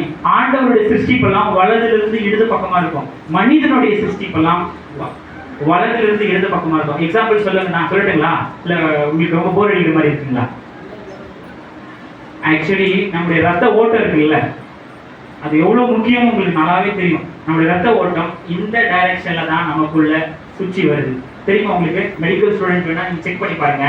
நம்முடைய பிளட் சர்க்குலேஷன் அந்த வாக்கின் படியாக தான் நமக்குள்ள சர்க்குலேட் ஆகுது, இடது புறத்திலிருந்து வலது புறம். இவ்வளோ ஏங்க நம்ம நிக்கிற பூமி, நம்ம இன்னைக்கு ஸ்திரமா நிக்கிறோம், ஒரு பில்டிங்கை கட்டுறோம், போறோம் வரோம், டிராவல் பண்றோம் இவ்வளவு வேகமா. இந்த சுற்றுற பூமியை நமக்கு தெரியாத அளவுக்கு தேவன் நம்மளை வந்து அவ்வளோ மகிமையா இந்த பூமியில வச்சிருக்கிறாரு. ஒரே ஒரு செகண்ட் இந்த பூமி நின்றா கூட இந்த பூமியே ஒன்றுமே இல்லாம போயிடுன்னு சொல்லியிருக்கு, அறிவியல் கண்டுபிடிச்சிருக்கான். ஒரு செகண்ட் ஆண்டவர் பாத்தீங்களா நமக்காக இந்த பூமியை இயக்கிட்டு இருக்கான். நமக்காக நான் ஒரு விஷயத்தை உணர்ந்து என் வாழ்க்கையில ரொம்ப ரொம்ப நான் வியந்த ஒரு விஷயம், நாம வாழணுன்றதுக்காக நம்ம பிரமிக்கவே முடியாத அளவுக்கு இருக்கிற இந்த பூமி. யாராவது இந்தியா விட்டு வெளியே போயிருக்கீங்களா? ஃபாரின் கண்ட்ரிஸ் ஏதாவது? அதுவே நம்மளுக்கு அவ்வளவு கஷ்டமா இருக்கும். பல லட்சம் செலவு பண்ணி ஃப்ளைட்ல டிராவல் பண்ணணும். ஒரு கண்டத்தை விட்டு ஒரு கண்டத்துக்கே டிராவல் பண்ண கஷ்டம்னா 7 கண்டங்கள் மகா பெரிய இந்த பூமி. இந்த பூமியை விட பல ஆயிரம் மடங்கு இருக்கிற சூரியன் சந்திரன் பூமியை நாம வாழறதுக்காக மட்டும்தான் ஆண்டவர் வச்சிருக்கிறாருன்னு பொழுது எவ்வளவு பிரமிப்பா இருக்கும். அது ஒன்னொன்னும் ஆண்டவருடைய வார்த்தையின்படி இன்றைய வரை ஓடிக்கொண்டிருக்கிறது. மூன்றுமே சூரியன் சந்திரன் பூமி நாம வாழணுன்றதுக்காக தான். அது ஒரு செகண்ட் அவருடைய வார்த்தையை விட்டு விலகினாலும் எல்லாமே கொலாப்ஸ் ஆயிடுங்க. நம்ம பார்க்குற யாருமே உயிரோடவே இருக்கவே முடியாது. அவையெல்லாம் அவருடைய வார்த்தைப்படியாய் தான் வாழ்ந்து கொண்டிருக்கிறது. மனிதர்களாகிய நாம் எப்படி இருக்கிறோம்? அவருடைய வார்த்தைப்படியாய் தான் கேட்டு வாழறோமான்றது தான் மிகப்பெரிய ஒரு கேள்வி. ஏன்னா அவர் படைத்த எல்லாமே அவர் சொற்படி கேட்டு நடக்கிறது. ஒரு செகண்ட் வினாடி கூட இடைவெளி இல்லாமல். அப்படி ஏதாவது நடந்துச்சுன்னா இந்த பூமியை கொலாப்ஸ் ஆகிட்டு சொல்லியிருக்காங்க. ஒரு செகண்ட், அதாவது அந்த செகண்டை 100 தடவை பிரிச்சா கூட அதுல ஒரு பங்குனா கூட பூமி அழிஞ்சிருந்தாங்க. எல்லாமே கொலாப்ஸ் ஆயிடும். அப்பேற்பட்ட மகா வல்லமையுள்ள தேவனை தான் நம்ம ஆராதிக்கிறோம். அவர் நமக்காக தான் இதெல்லாம் பண்றாரு. நம்ம அறியாம இந்த பூமியில சுத்திக்கிட்டு இருக்கோம். நமக்காக தான் அவர் இவ்வளவு பண்ணிருக்கிறாரு. இந்த பூமியில நம்ம ஒரு எறும்பா கூட கன்சிடர் ஆக மாட்டோம். நம்மளுடைய ஜபத்தை கேட்கலன்னா நம்மளுக்கு எவ்வளவு கோவம் வருது. நம்ம கேட்டதை கேட்கலன்னா ஆண்டவருக்கு நம்ம எவ்வளவு கோவப்படுறோம். நம்ம வாழ்க்கையில நம்ம நினைச்சதை நடக்கலன்னா எவ்வளவு நமக்கு ஆதகமா இருக்கு. உடனே ஏன் ஆண்டவரே, ஃபர்ஸ்ட் கேள்வி ஏன் ஆண்டவரே, ஏன் ஆண்டவரே, ஏன் ஆண்டவரே, ஏன் ஆண்டவரே, ஏன் ஆண்டவரே. இல்லைன்னா வீட்டுக்காரு, இல்லைன்னா ஒய்ஃபு, பிள்ளைங்க, எதாவது நீங்க நல்லா யோசிச்சு பாருங்கன்னா ஃபர்ஸ்ட் கேள்வி நம்ம வாழ்க்கையில ஏன் ஆண்டவரே, ஏசப்பா ஏன் இந்த மாதிரி, ஏன் இந்த மாதிரி. ஏன்னா அவரு நம்மளை விட நம்ம எறும்பு இப்போ இந்த இந்த ஸ்தலத்துல ஒரு சின்ன எறும்பு இருந்தா இந்த ஸ்தலத்தை இவ்வளவு பிரமிப்பா பார்க்குமோ அப்படிதான் நம்ம இந்த பூமியே பார்க்கிறோம். நம்ம அப்படிதான் இருக்கிறோம். நம்ம இமேஜின் கூட பண்றதுக்கு நம்மளுக்கு நேரம் இல்லை, அந்த அறிவு இல்லை. போய் அறிவு அப்படி பார்க்கறது கிடையாது. அவ்வளோ ஒரு சின்ன ஒரு புழு பூச்சியா இருக்கிற நாம கடவுளை பத்தி கேட்கிறோம், என் வாழ்க்கை ஏன் இப்படி, ஏன் இப்படி, ஏன் இப்படி. ஆனா அவர் நமக்காக எவ்வளவு அண்ட சராசரத்தை பேர் சொல்லி இயக்கி கொண்டிருக்கிற தேவன் வசனம் சொல்லுதுங்க. நீங்க என்ன, நம்ம என்ன விசுவாசிக்கிறோம்? அவரை என்ன நமக்குள்ள விசுவாசம் இருக்கு? நமக்காக அவர், நம்ம ஒரு பெத்த பிள்ளைக்காக நீங்க ஒரு பிரயாசப்பட்டு ஒரு 30 வயசு வரணும் அவர் தாங்கி வழிநடத்தி பல பல காரியங்களை அவர் பிள்ளைக்கு செஞ்சு அவர் ஒரு வார்த்தையை கேட்கலன்னா நமக்கு எவ்வளவு கோவம் வருது, எவ்வளவு டென்ஷன், எவ்வளவு அடிகள், எவ்வளவு திட்டுறோம். நான் உனக்காக இவ்வளவு கஷ்டப்பட்டேன், இவ்வளவு செஞ்சேன், இவ்வளவு பணம் செலவு பண்ணிருக்கேன், இவ்வளவு உழைச்சிருக்காரு ராவம் பகலன்ட்டு. நம்ம கேட்கிறோமே ஆண்டவரை பார்த்து என் வாழ்க்கையில் ஏன் நடக்கல. அவர் சொல்றாருல்ல, வானத்தையும் பூமியும் நான் உண்டாக்குறேன். எதுக்காக உண்டாக்குறாரு? இந்த வானத்தையும் பூமியும் நமக்காக தான் உண்டாக்குறேன். நம்ம வாழணும்னா நீங்க நல்லா பார்த்தீங்கன்னா பூமியை தவிர வேற எங்கேயுமே மனுஷன் வாழ்க்கை சாத்தியவே கிடையாது. ட்ரை பண்ணாலும் முடியாது. ஆக்சுவலி மனுஷன் பூமியில மாத்திரம் தான் வாழ முடியும். அப்பேற்பட்ட பூமியை உண்டாக்குறதுக்கு காரணம் நாம வாழணும் தான் ஆண்டவர். நம்ம ஒரு நல்ல விதையா இந்த பூமியில வாழ்ந்து மறிக்கணுன்றதுக்காக தான், திரும்ப நம்ம ஒரு விதையை எடுத்துக்கொள்ளப்படுறதுக்காக தான் ஆண்டவர் நமக்காக இந்த பூமி வச்சிருக்கிறார். இந்த பூமி ஏன் வேணா சூரியன் தேவை, சந்திரன் தேவை, இந்த வான மண்டலங்கள் தேவை. எல்லாமே பாத்தீங்கன்னா ஒரு சின்ன காத்து இந்த இடத்துல புழுக்கமானவளோ எல்லாருமே நம்ம முடிஞ்சது நம்முடைய கதை. இந்த இடத்துல இன்கேஸ் இந்த இடத்துல ஏர் சர்க்குலேஷன் இல்லைன்னா நம்ம அவ்வளோதான், நம்ம முடிச்சிடும். ஒரு சின்ன ஒரு பகுதி அவர் படைச்ச ஒரு பகுதியில் ஒன்று இல்லைன்னா கூட நம்மளால வாழவே முடியாதுங்க. அப்பேற்பட்ட ஒரு சூழ்நிலை இருந்துட்டு நம்மளை ஆண்டவர் எப்படி முதல்ல நம்ம சரீரத்தை பற்றியும் நம்மளை உண்டாக்குன ஆண்டவர் நம்ம தாயின் கருவில் பிரமிக்கத்தக்க மாதிரி உண்டாக்குனாருன்றோம். அது நம்ம எப்படி உண்டாக்குனார், நம்ம எவ்வளவு பிரமிப்பா இருக்குன்னு நமக்கு தெரியாது. ஃபர்ஸ்ட் நாங்கள் அதெல்லாம் படிக்கும் போது அழுதுதான் வருது எங்களுக்கு. என்னப்பா இப்படியெல்லாம் நீங்க சிருஷ்டித்து இருக்கிறீங்களே, இது எங்களுக்காக. நம்ம சிருஷ்டிக்கே ஒரு மகா பெரிதுங்க. நம்ம சரீரத்துல ஒவ்வொரு கோடிக்கணக்கான நரம்புல ஒரு நரம்பு, எனக்கு ஒரு முறை இந்த இடத்துல ஒரு பெல்ஸ் பால்சின்னு ஒரு நர்வ் வந்து பிளாக் ஆச்சு. ஆக்சுவலி கோல்ட் ஆனதுனால மொத்த முகமே மாறி போச்சு. பேச்சு வரல, நடக்க முடியல, பேச முடியல, கண் அசைக்க முடியல, எல்லாமே போயிடுச்சு. ஒரு சின்ன நரம்புங்க, மைன்யூட்டா இருக்கிற ஒரு நரம்பு வேலை செய்யாததுனால என்னுடைய சரீரம் வேலை செய்ய முடியல. எவ்வளோ அழகா பிறந்ததிலிருந்து ஆண்டவர் நம்மளை பாதுகாத்து வழி நடத்துறாரு. நம்ம அவருக்கு நன்றியா முதல்ல இருக்கிறோமா? முதல்ல நம்ம உயிரோடு இருக்கிறதுக்காக ஆண்டவர் நம்ம நன்றி சொல்லணுங்க. நான் என்ன கேட்டீங்கன்னா அதான் சொல்லுவேன். நம்ம உயிர், நம்ம பிள்ளைகளையும் நம்ம குடும்பத்தையும் நம்முடைய சரீரத்தை இன்னவர்களும் ரொம்ப காம்ப்ளிகேட்டடான ஒரு கிரியேஷன், ஹியூமன் பீயிங்க. மனுஷனாக காம்ப்ளிகேட்டடான கிரியேஷன். அவ்வளோ காம்ப்ளிகேட்டட் கிரியேஷனையே நம்முடைய வாழ்க்கையில நம்ம பிறந்து மறிக்கிறவர்களும் ஆண்டவர் நம்மளை நடத்துறதே மகா கிருபை. அதுக்கே நம்ம நன்றியா இருக்கணுங்க. என்ன கேட்டீங்கன்னா அதுக்கு பிறகுதாங்க நம்முடைய சொத்து, சுகம், ஆஸ்தி இந்த மாதிரியான காரியங்கள்லாம் 2வது பட்சம். நாம இன்னைக்கு நிற்பதும் நிர்மூலம் ஆகாமல் இருப்பதும் அவருடைய கிருபை. நீங்க விசுவாசித்தீங்கன்னா, அதாவது வசனம் சொல்லுது, உங்க வசனம் என் வாழ்க்கையில மன மகிழ்ச்சியா இல்லாமல் போனால் என்னோட துக்கத்தில் நான் மரித்து போயிருப்பேன்னு வசனம் சொல்லுது. கடைசியா இந்த வார்த்தையில பாத்தீங்கன்னா அந்த லாஸ்ட்ல முதல் எழுத்தை விட்டு மீதி 2 வார்த்தை பாத்தீங்கன்னா ஒரே மாதிரி இருக்கும். கரெக்டா?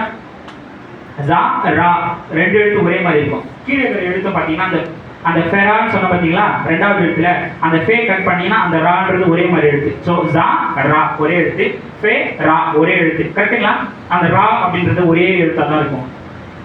அடுத்து மூணாவதா அந்த ஃபே ரான்ற வார்த்தையை திருப்பி எழுதிருப்பாங்க பாருங்க. அதாவது ரெண்டாவது எழுத்த முதல்லையும் முதல் எழுத்த ரெண்டாவதும் மூன்றாவது எழுத்து மூன்றாவதும் எழுதியிருப்பாங்க தேர்ட்ல. கரெக்டுங்களா? செகண்ட் எழுத்தை பார்த்தீங்கன்னா அந்த ஃபே ரா அப்படின்னு எழுதிருக்க பாருங்க. அது அப்படியே மாற்றினா கீழே ராஃபான்னு எழுதியிருப்பாங்க. ஃபெரா அப்படின்றதுடைய மாற்று எழுத்து தான் ராஃபா. புரிஞ்சுதுங்களா நான் என்ன சொல்ல வரேன்னு? ஒரு எழுத்து கதவு உறவு அதுக்குள்ள வார்த்தை தான். ஒரு வார்த்தையை திருப்பி படிக்கும்போது இன்னொரு ஒரு பொருள் கொடுக்கும். ஒரு எழுத்து தமிழ்லேயே கூட நீங்க ஒரு எழுத்து தமிழ்லேயே கூட அப்படி எடுத்து பார்த்தீங்கன்னா ஒரு எழுத்து அது ஒரு விளக்கம் இருக்கும். அந்த விளக்கமே இன்னொரு ஒரு விளக்கமும் அதை மாற்றி எழுதும் போது ஒரு விளக்கம் தரும். அப்படிப்பட்ட ஒரு வார்த்தை தான் அங்கே நான் எழுதியிருக்கேன். முதல் எழுத்து ஜாரா, செகண்ட் எழுத்து ஃபெரா, மூன்றாவது எழுத்து ராஃபா. அதாவது ஜாரானா சீடு, ஒரு விதை வந்து கனியாய் மாறுது. கரெக்டுங்களா? அதுக்கு பேர் ஃபெரா. அந்த கனி ஆண்டவர் கொடுத்த அந்த கனியினால நமக்கு சுகம் உண்டாகுது, ஹீலிங் நடக்குது. அதுக்கு பேர் தான் ராஃபா. அப்போ ஒரு விதை உண்டாகி அது கனி கொடுக்குமானால் பிறருக்கு அது பிரயோஜனம் உள்ளதாய், சுகம் அளிக்கிறதாய், ஹீலிங்கை கொடுக்கிறதாய் மாறுகிறது. ஒரு விதை இப்படிப்பட்ட ஒரு ஸ்டேஜுக்கு வரணும். நீங்க நல்லா பார்த்தீங்கன்னா முதல்ல விதை, கரெக்டுங்களா? மண்ணில் விதைக்கும் போது பார்த்தீங்கன்னா முதல் காரியம் விதைக்கிறோம் ஒண்ணு. ரெண்டாவது காரியம் அந்த விதை செடியாய் மாறுகிறது. கரெக்டுங்களா? மூன்றாவது காரியம் அந்த செடி மரமாய் மாறுகிறது, பெரிய செடியாவோ இல்லை மரமாக மாறுது. நான்காவது அது பூவை கொடுக்கிறது. ஐந்தாவது அது காயை கொடுக்கிறது. ஆறாவது அந்த காய் கனியாய் மாறுகிறது. ஏழாவது அந்த கனி மறிக்கிறது. ஆக்சுவலி ஒன்று ஒரு பிரயோஜனமா இருக்கும், இல்லை அந்த கனி திரும்பவும் என்ன ஸ்டேஜுக்கு போது மறித்து ஒன்றும் இல்லாமல் போனாலும் அதுக்குள்ளாக இருக்கிற அந்த விதை இன்னும் இருக்குது. அந்த விதை மறுபடியும் முளைத்து செடியாய் மாறுது. இந்த ப்ராசஸ் அப்படியே சர்க்குலேஷன் சைக்கிள் மாதிரி கண்டினியூஸா இருந்துட்டே இருக்கும். கிட்டத்தட்ட 8 ப்ராசஸ் நடக்குதுல. முதல்ல விதை, செடி, மரம், பூ, காய், பழம், அப்புறம் அது ஒரு மறிக்கிற நிலைமைக்கு போயோ இல்லை புள்ள நம்ம சாப்பிடும் பொழுதோ நமக்கு பிரயோஜனமாக மாறி அதுக்கு பிறகு திரும்ப அந்த விதை வந்து செடியாய் முளைக்கிறது. ஒரு விதைனா 8 விதமான காரியங்கள் இருக்குது. நீங்க இப்ப படிச்ச வார்த்தைகள் மத்தேயு, மார்க்கு, லூக்கா நீங்க நல்லா எடுத்து பார்த்தீங்கன்னா அந்த வசனத்தை எழுதியிருக்கிற காரியமும் நல்ல விதை அப்படின்ற காரியம் பார்த்தீங்கன்னா மத்தேயுல 13:8 தான் எழுதியிருப்பாங்க. எக்ஸாக்டா நீங்க வாசிச்சு பாருங்க. 13:8 தான் நல்ல விதைன்ற காரியம் எழுதியிருப்பாங்க. இதை நான் தியானிக்கும் பொழுது ஏன் 8வது வசனத்திலே எல்லாத்தையும் எடுத்து எழுதி இந்த நல்ல விதைன்ற காரியத்தை மட்டும் 8லேயே எழுதியிருப்பாங்க. எக்ஸாக்ட்லி அந்த 8வது வசனத்துல தான் அந்த நல்ல விதைன்ற வார்த்தையை ஸ்டார்ட் பண்ணுவாங்க. மார்க்லயும் பாத்தீங்கன்னா நம்ம வாசித்தபடியாய் 4:8 தான் இருக்கும் இந்த நல்ல விதைன்ற காரியமும். லூக்காலையும் பாத்தீங்கன்னா 8:8 தான் இருக்கும். எக்ஸாக்டா வசனம் வந்து பாத்தீங்கன்னா நம்ம நினைக்கிற மாதிரி ஏதோ சும்மா எல்லாம் எழுதுறீங்க. ஒவ்வொரு அதிகாரம் ஒவ்வொரு வசனமும் ஒவ்வொரு காரணத்தோட தான் எழுதிருக்கிறாங்க. அந்த 8ன்றது மறுபடியும் நாம மறிச்சாலும் விதையாக எழுதும்போது தான் நம்ம வந்து ஒவ்வொருத்தரும் நம்ம சொல்றோம். மறித்தாலும் அது விதையாய் விதைக்கிறோம் அப்படின்னு தான் சொல்றோம். விதையாக தான் நம்மளை விதைக்கிறாங்க. மறுபடியும் நம்ம பலன் கொடுக்கிறவர்களாக தான் நம்ம மாறுவோம். நம்ம சந்ததி மூலமாகவும் எப்படியும் நம்ம வந்து மறுபடியும் விதையாக தான் மாறுவோம். அதை தான் நம்ம அடையாளமா சொல்றாங்க. கரெக்டுங்களா? விசுவாசிக்கிறீங்களா? கடைசியா நாம் வாசித்த ஆதியாகமம் 3:15 படி அந்த ஸ்திரீயின் விதையாய் வந்த இயேசு கிறிஸ்துவை நாம் ஏற்றுக்கொண்டு இப்போ உங்களுக்கு அல்டிமேட்டா ஒரு கேள்வி கேட்கிறேன். இதை நீங்க யோசிச்சிருக்கீங்களான்னு தெரியாது. நான் யோசிக்கும் பொழுது எனக்குள்ள ஒரு பேரானந்தம். நம்ம திருவிருந்துல எதனால திருவிருந்து எடுக்கிறோம்? அவருடைய மரணத்தையும் உயிர்த்தெழுதலையும் நினைவு கூறும்படியா நாம செய்து வரோம். ரொம்ப பக்தியா பயபக்தியா செய்யணும். என்னென்ன காரியம் நமக்குள்ள கொடுக்குறாங்க நமக்கு திருவிருந்துல? அப்பமும் திராட்சை. அப்பம் எதிலிருந்து வந்தது? கோதுமையிலிருந்து செய்யப்பட்ட ஒரு அப்பம், ஒரு விதை. கரெக்டுங்களா? கோதுமையிலிருந்து செய்யப்பட்ட ஒரு விதை, அதை நம்ம அப்பமாய் இயேசு கிறிஸ்துவோட சரீரத்துக்கு அடையாளமாய் உட்கொள்கிறோம். அடுத்து நெக்ஸ்ட் என்ன சாப்பிட்றோம்? திராட்சை ரசம், கனி. நீங்க நல்லா பார்த்தீங்கன்னா, நான் ஏன் சம்மதம் இல்லாம அந்த டொமேட்டோ அப்படின்ற ஒரு சம்மர் டொமேட்டோ அப்படின்னு சொன்ன பார்த்தீங்களா, அது சம்மதம் இல்லாமலாம் சொல்லலை. ஆக்சுவலி தக்காளின்றது ஒரு செரியுடைய ஃபேமிலி வகையை சார்ந்தது. புரியுதுங்களா? இந்த செரியும் தக்காளியும் வந்து தமிழில் சொல்லணும் அக்கா தங்கச்சி சகோதர சகோதரிகள் மாதிரி அந்த குடும்பத்தை சார்ந்தது. எல்லாத்தையும் கேட்டலிஸ்ட் பண்ணால் பூனையும் புலின்னு நினைக்கிறேன். ஆக்சுவலி இதெல்லாம் ஒரு கேட்டலிஸ்டில் வரும், ஒரு வகைப்படுத்தும் பொழுது ஒரு வகைப்படுத்தல் வரும். அப்படி இந்த தக்காளியும் பார்த்தீங்கன்னா அந்த காஸ்ட்லிஸ்ட் தக்காளி சொன்ன பார்த்தீங்களா ஜெர்மனில், அதுவும் பார்த்தீங்கன்னா அந்த இப்போ நம்ம திராட்சை பழம் சாப்பிட்றோம் பார்த்தீங்கன்னா அதோடைய ரசத்தை தான் சாப்பிட்றோம். இது எல்லாமே ஒரு ஃபேமிலி கூட தான் வரும். ஆச்சு செர்ரி பெர்ரி இதெல்லாம் வந்து ஒரு ஃபேமிலி சர்க்கிள் கூட தான் வரும், ஒரு குடும்பத்தை சார்ந்து தான் வரும். அப்போது ஒரு விதையை நாம் சாப்பிட்றோம், ஒரு பழத்தை நம்ம சாப்பிட்றோம், நம்ம விசுவாசத்தோடு சொல்கிறோம் நமக்குள்ள ஆரோக்கியம் உண்டாகும் என்று. கரெக்டுங்களா? நம்ம திருவிழா எடுக்கும் பொழுது ஒரு விதையை சாப்பிட்றோம், அடுத்து ஒரு கனியை சாப்பிட்றோம். அதெல்லாம் இங்கே எழுதியிருக்கேன். ஒரு விதை அந்த டிஸ்பிளே பண்ணி பாருங்க. ஒரு விதை நாம் உட்கொள்கிறோம், அடுத்து ஒரு கனியை உட்கொள்கிறோம். அதனால நம்முடைய வாழ்க்கையில நமக்கு ஆசீர்வாதம் உண்டாகுது. ஆண்டவர் தாமே இந்த வார்த்தைகளை ஆசீர்வதிப்பாராக. இந்த வாய்ப்பை கொடுத்த ஒரு ஆயிரம் என் நன்றியை தெரிவித்துக்கிறேன். நன்றி நன்றி.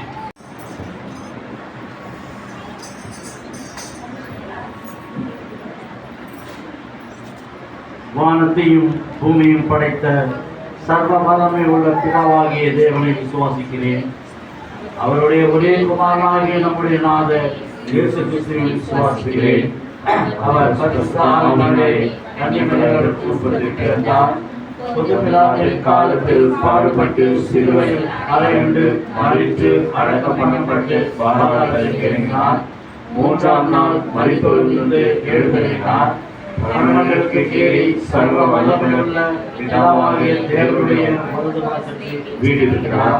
அவரிடத்திலிருந்து உயிருள்ளோரையும் மரித்தோரையும் நியாயத்திற்கு வருவார். நான் விசுவாசிக்கிறேன். பொதுவாக சபையும் ஐக்கியமும் மன்னிப்பும் சரீர உயிர்த்தெழுதலும் நித்திய ஜீவனும் உண்டு விசுவாசம். ஆண்டவருடைய வார்த்தை கேட்டனா வருவாய் தருணம் இதுவே என்ற பாடலை பாடும்போது நம்மை காணிக்கை அர்ப்பணிப்போம். அருமையான சகோதரி செவந்தி அவர்கள் முன்பாக வந்து காணிக்கை எடுப்பார்கள்.